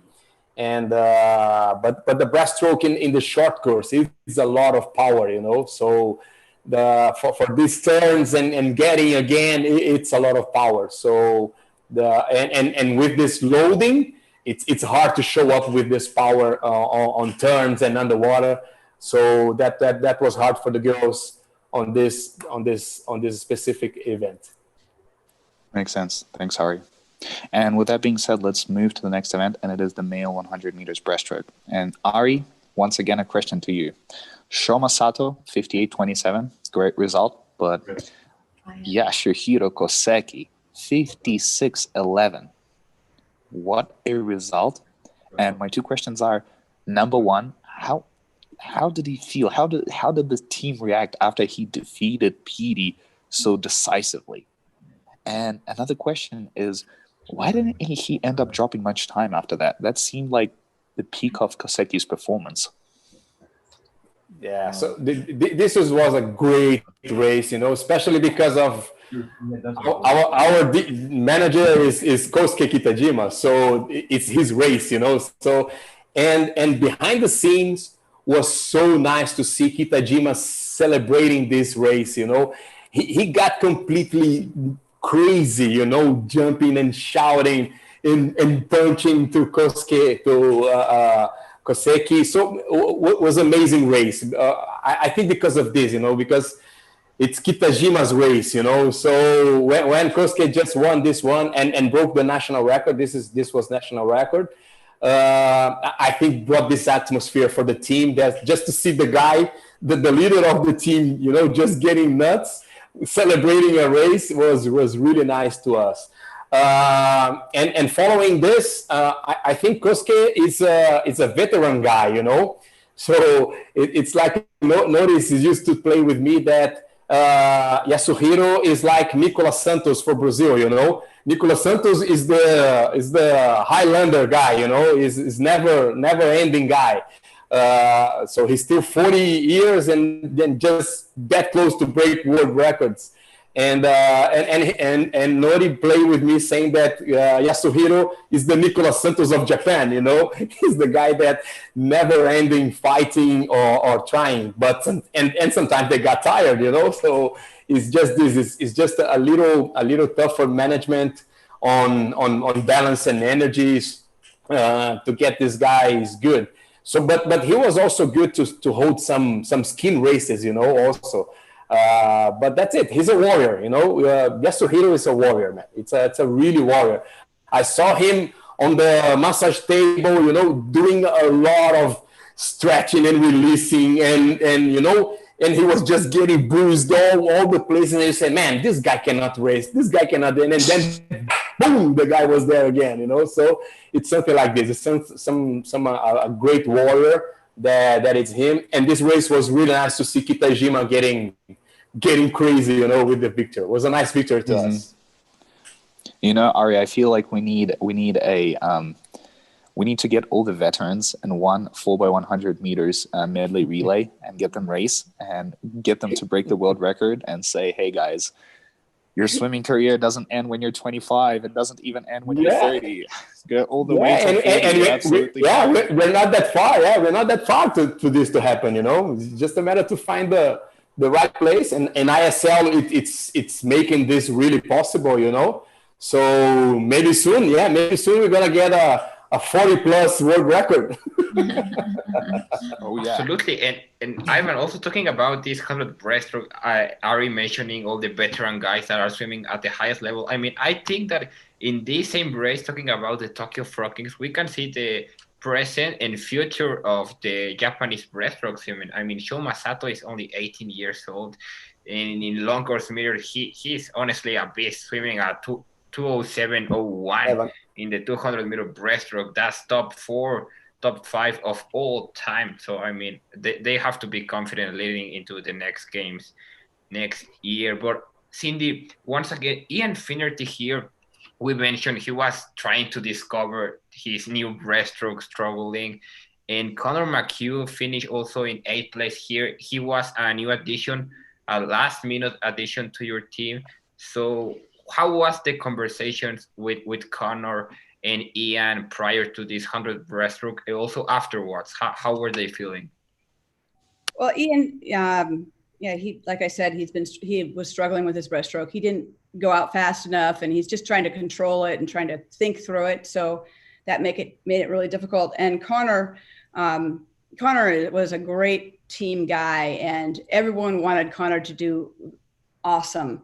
He replaced Cody Miller when he stepped out to have a baby. And this was his first international meet. And I just think he was, sometimes it takes a year to believe that you belong. And I think that's where Connor was. I mean, he trains hard. He's got a huge heart. We all loved him and we wanted him to do better and to believe. He was better than this wasn't a good swim for him, but sometimes he was so scared he didn't get off the block. Like he was always the last one off the block, I think, because he was just surrounded by all these amazing athletes. And I think he got caught up, and that just takes experience and being in this venue. And I think he learned a lot, and I hope he keeps swimming because he's good enough to compete with these guys. And it just was disappointing for him, and we all felt bad for him. But, everybody's been there. Everybody at this meet has been in that kind of a place where you don't think that you fit and you're not there yet, mentally and physically maybe too. So hopefully he'll keep swimming and come back even more on fire next year, and he can prove himself how good he is, because he really is a great person, a great human being, great team player. And we really are pushing for him, cheering for him, because he's awesome. So, you don't have to tell these guys that they didn't do what they're capable of. That's the great part about coaching professionals. They know they're so competitive. They know they should be better. And so you just try to get them to focus on what they can do instead of what everybody else is doing. And that's keep their focus on that and try to take the expectation off of them. Thank you, Cyndi. And just a couple of words also. Was the decision of not racing Tommy Cope in this event based on saving him up for the 400 individual medley, and you thinking he can score a little more in the 4 AM than he can score in the one breast? Sorry. Right. His meet before. I was actually looking at the results from 2 meets before. So I just now figured out the meet before he was a 58 in the 100 breast. So, and we brought him in for the 400 IM and the breaststroke. So he was so good in the breaststroke that we didn't really put him in the 400 IM, but this was the meet that he was doing the 400 IM. So, and he did great. I wish we could have used him more in the 400 IM, but I think he's better in the 400 IM than he is in the 100 breast, although he'll fight me on that because I think he likes the 100 breast a lot more than he likes the 400 IM, but he's a great racer, and he has so much energy, and it's just contagious. So he's not afraid to race anybody. He's opposite of Connor. He doesn't even know who's next to him. He just goes out and races, where Connor's worried about everybody else. So they need to mix it up a little bit on that. Mm-hmm. Thanks, Cyndi. And Kristin, a question to you. Felipe Silva Franca swam at 57:23. and Will Lacone swam at 58.24 in this event for you. And both of these swimmers, I mean, to be honest with you, I expected a little more from both of them, especially judging from the relay performance of Felipe Silva and, of course, Will Lacone with his 200 breaststroke and even 100 breaststrokes earlier and later from this meet. Do you feel like the 100 meters individual medley took a little bit too much out of Will? I think Will, yeah, as you said, he definitely got better and started to swim some faster 100 breast. He wasn't shaved, and he didn't do that till the, like, I think semis or the meet before semis. I can't remember. But so I think that was about where Will was at this point. And Felipe, that was a solid, good swim for him. And yeah, he did have some great relay splits, but that's the kind of guy he is. He's so awesome, and he's just such a team player, and he really put it out there on relays. And I think, looking at the competition, I think Felipe did great in this, honestly. And just overall, and especially being a 50 breaststroke specialist. So for him to stretch that to the 100 and really kind of step up where we didn't have a lot of depth in that was good for us. Thanks, Kristin. And with that being said, let's move to the next event, and it is the women's 50 breaststroke skins. Unfortunately, we don't have the ability to ask the London Royal representatives why they went with breaststroke, but we do have the ability to have the input from you guys. How was it? And my first question goes to you, Cyndi. You had Bethany Gallagher and Lindsay Kozelski race for you. Bethany, unfortunately, didn't end up making it to the second round. She swam at 30:48. But Lindsay did. She swam at 30:07 and then at 30:49, which is great. And she was really close to making it to the final. But my big question to you is, let's fantasize a little bit, and let's say it's not Lindsay who made it to that second round, but it was Bethany. Do you feel like Bethany would have a better shot? Because judging from her 2 breaststrokes, she can hold speed. Right. Bethany definitely could have gone all 3 of them, probably gotten faster, all 3 of them with less rest.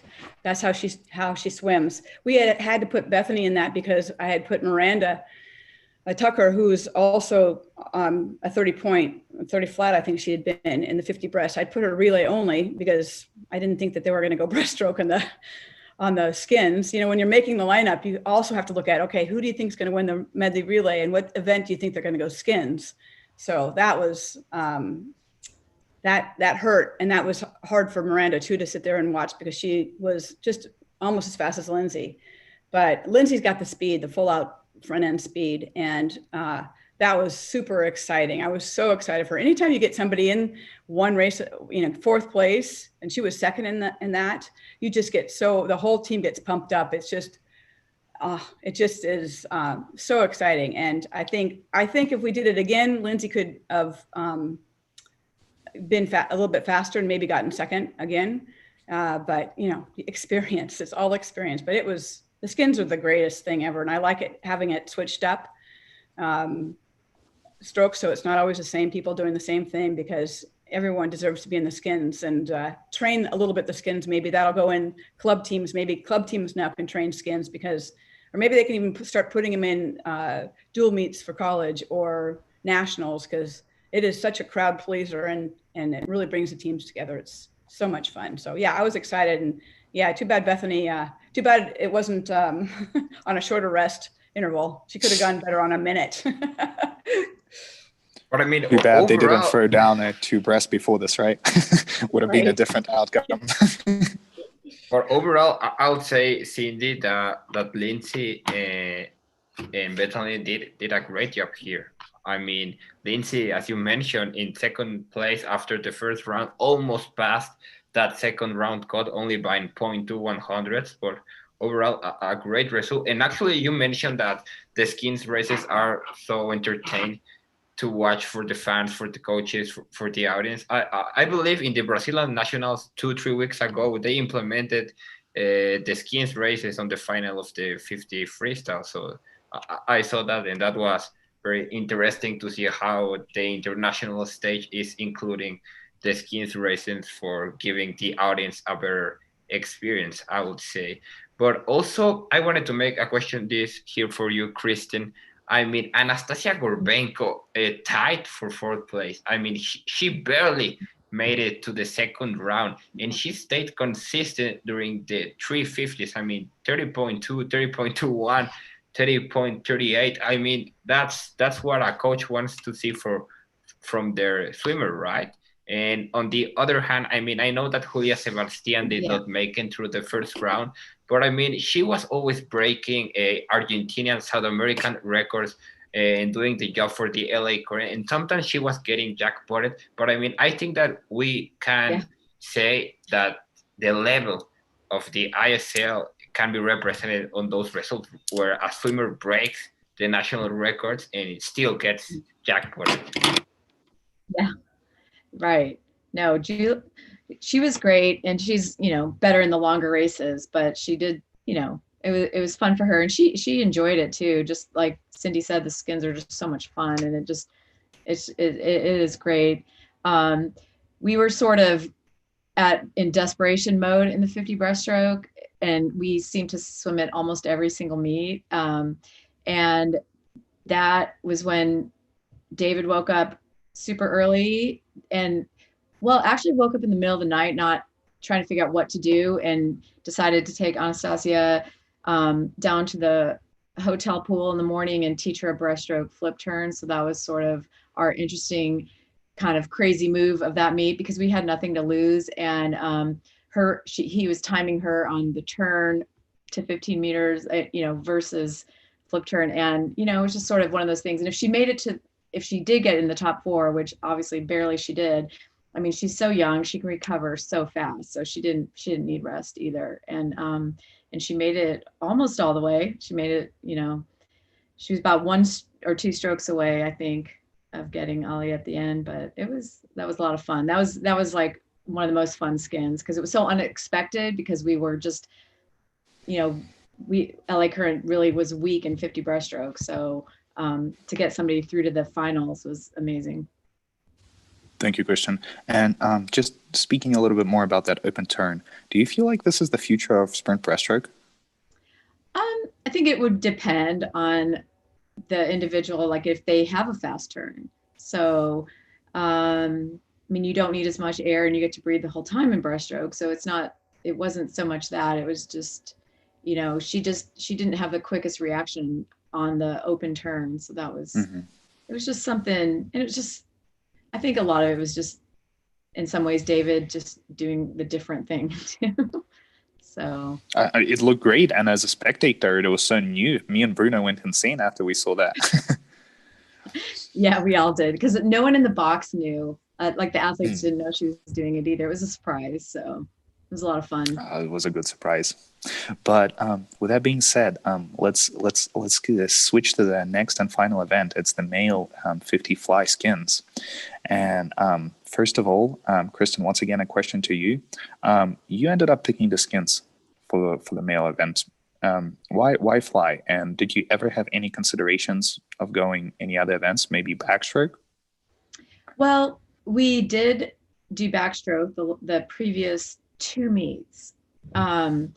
And we only got Ryan through to the final 4 and each time. So we were in a really close race with London and Tokyo, and we were thinking that we could get 2 people through in this. And we knew if Tom could make it through, he had a good chance to win because of his 2 fly and his ability to repeat it. And it ended up working out great, because we did get Maxime Rooney through on the first round. So I think overall we scored a lot of points in that. So absolutely, you scored a lot of points. But also, I mean, no questions regarding Tom Shields in this excellent performance: 22:32, 23:08, 23:24. No speed drop pretty much whatsoever. But Maxime Rooney, he did great. 22:58, 23:40. But Maxime isn't really the 50 butterfly on your team. You have Dylan Carter, who potentially is maybe more known for his 50 fly. Let's put it this way. How did you end up putting Maxime here? Is it just judging from his previous performances, how good he was? Yeah, we knew he had a good 50 fly. I mean, he was like that, you know, he'd had a great 100 in the first meet, and Dylan wasn't particularly on. Like our match 10, our last was he that was his breakthrough meet. He was shaved, he was fast. That's when he and Ryan went 1-2 in the skins in the backstroke. Later on, so he wasn't really there yet. So and I think he might have swam 50 fly in the individual event, and Maxime actually was faster. So that was another thing of just, yeah, we had a lot of different people we could do, but we had confidence in Maxime in this one, and yeah, and not Dylan for this particular one, and it worked out. So Yeah, He did not at disappoint the for end, sure. you get the victory with Tom Shields. I mean, that's what you wanted at the end. But talking about that individual who almost defeated Tom Shields, Ari, I mean, Takeshi Kawamoto, every time I saw him swim this 50 butterfly, his reaction time, his stroke rate, I mean, he was on point every time, and he almost got that victory. How was the experience with the team bonding there with the Tokyo Frog Kings? And personally, what did you think of Kawamoto's overall result here? Yeah, he did good. And to be honest, I was pretty confident that he was going to win these skin races. I was pretty confident, you know, because Shields had the 200 fly also in the day. And Takeshi was just the 50 fly, you know, and he won the 50 fly. And I said, today, tonight's Takeshi night. I was just speaking out all of this, Takeshi. I was pretty confident that he was going to win, but was his first skin experience. So as I said, he was not used to handle with all this intensity and all that pain. So he did really nice in the first 2 rounds, and then the third one he just collapsed, could not handle the intensity. But to be honest, I was pretty sure that Takeshi could win this skin races, and was really nice to see. We made the round of 4 also, so was to LA to Tokyo was really nice. Was great environment there. I said, okay, so let's go for this. But unfortunately, he could not handle the third one.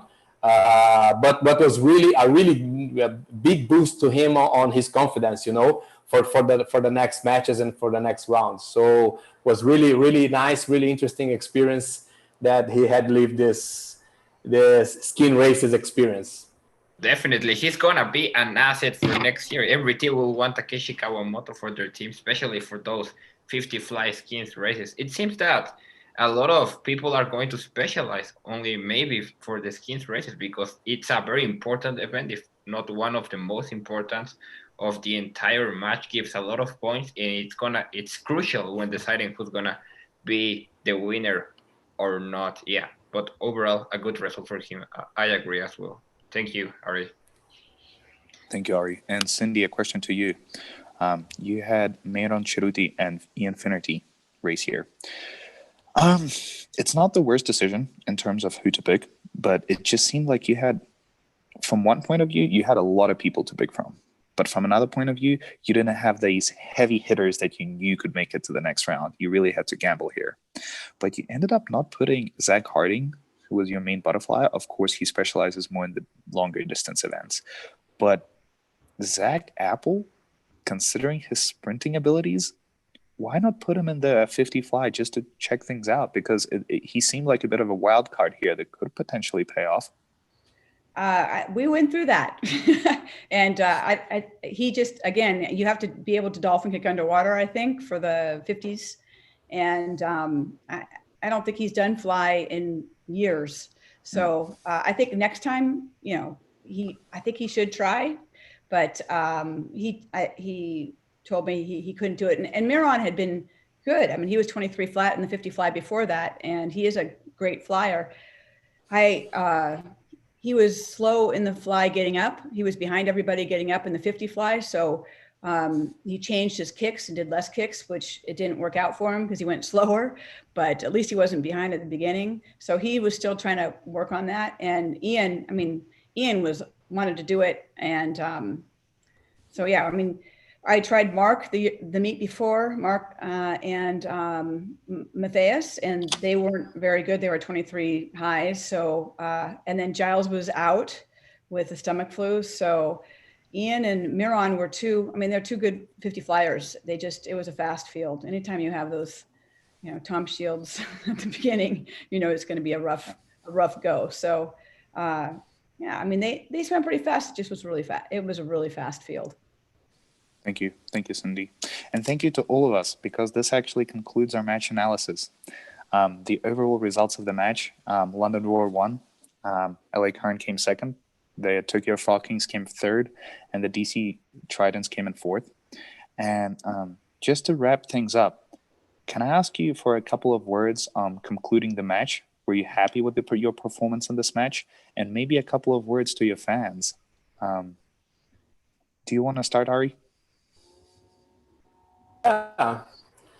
So first of all, thanks for inviting me. It's so nice to relive all these experiences that we had. It was an amazing time, I was so fortunate to be in a really nice team that I admire so much, that it's the Japanese team, all the Japanese coaches with Dave Salo also. So it was a really nice experience, and it's so nice to relive some of these special moments here. So thanks for inviting me, and go Frogs. Go Frogs indeed. Thank you, Ari. Kristin, do you want to weigh in a little bit? Well, I would agree with Ari. Like, the whole ISL experience was amazing. We felt just grateful the whole time for the athletes to be able to do this and just to be there and be racing. I think everyone, honestly, in the whole world of swimming could see that happening. And this match was great. It was fun that it came down to such a close race. We have to learn to do relay starts without getting DQ'd. But other than that, like, it's just such a great experience. And I think having it all together one after another was great to be able to adjust and try something new, try something new. And that's not something that you get often either. So in a weird way, the way it worked out with COVID, I think there's a lot of positives. And anyway, so thank you for having me. It was fun. It is fun to kind of rehash these events and decisions. No, and thank you for joining us, Kristin. Are you kidding me? That was quite an experience to have you over. Thank you. Yeah, it's fun. Cyndi, a couple of words from you to conclude things. Oh, thanks for having me. I loved talking about the ISL and our team. Even though we weren't the fastest team, it was just a wonderful experience. Everyone that was there was so grateful and thankful to be able to go to Budapest, which was beautiful, and to be locked down on Margaret Island was just the best place to be locked down, and to be healthy and to race and to train and to be with your teammates and just watch competitions. And our kids just really enjoyed it and getting to know the athletes better. And yeah, it was really fun. I hope that it could be the same kind of format. Maybe everybody has a week between races so they can get more training in. And but we had fun. And even though we weren't the fastest team, we were having fun. And I think everybody learned something from this event. So appreciate you having us here. And it was great listening to Ari and Kristin about their experience too. And it just is such a great thing. And I just, I wish that we could, every club coach in America or in the world could be watching and could be tuned into this, because this is going to do something big for swimming, because this is the future of swimming, I believe. And athletes can just get better as they get older, and they learn more and they get more experience. And who wouldn't want to do this? It's the greatest thing ever. So thanks. And Absolutely. Go Tridents. Go Tridents. I wanted to say go Bears really bad there, but yeah. Don't do it. Don't do it. Go Bears. But with that being said, thank you so much for joining us, Cyndi, Kristin, Ari. It was amazing. This concludes our Match 5 analysis. For our spectators, thank you for joining us once again. our next podcast, it will be a unique one. It will be with ISL staff. We will have the photographer and the DJ and a physiotherapist present. So tune in. It should be interesting. And outside of that, I wish you a happy upcoming new year. And thanks for tuning in. Thank you.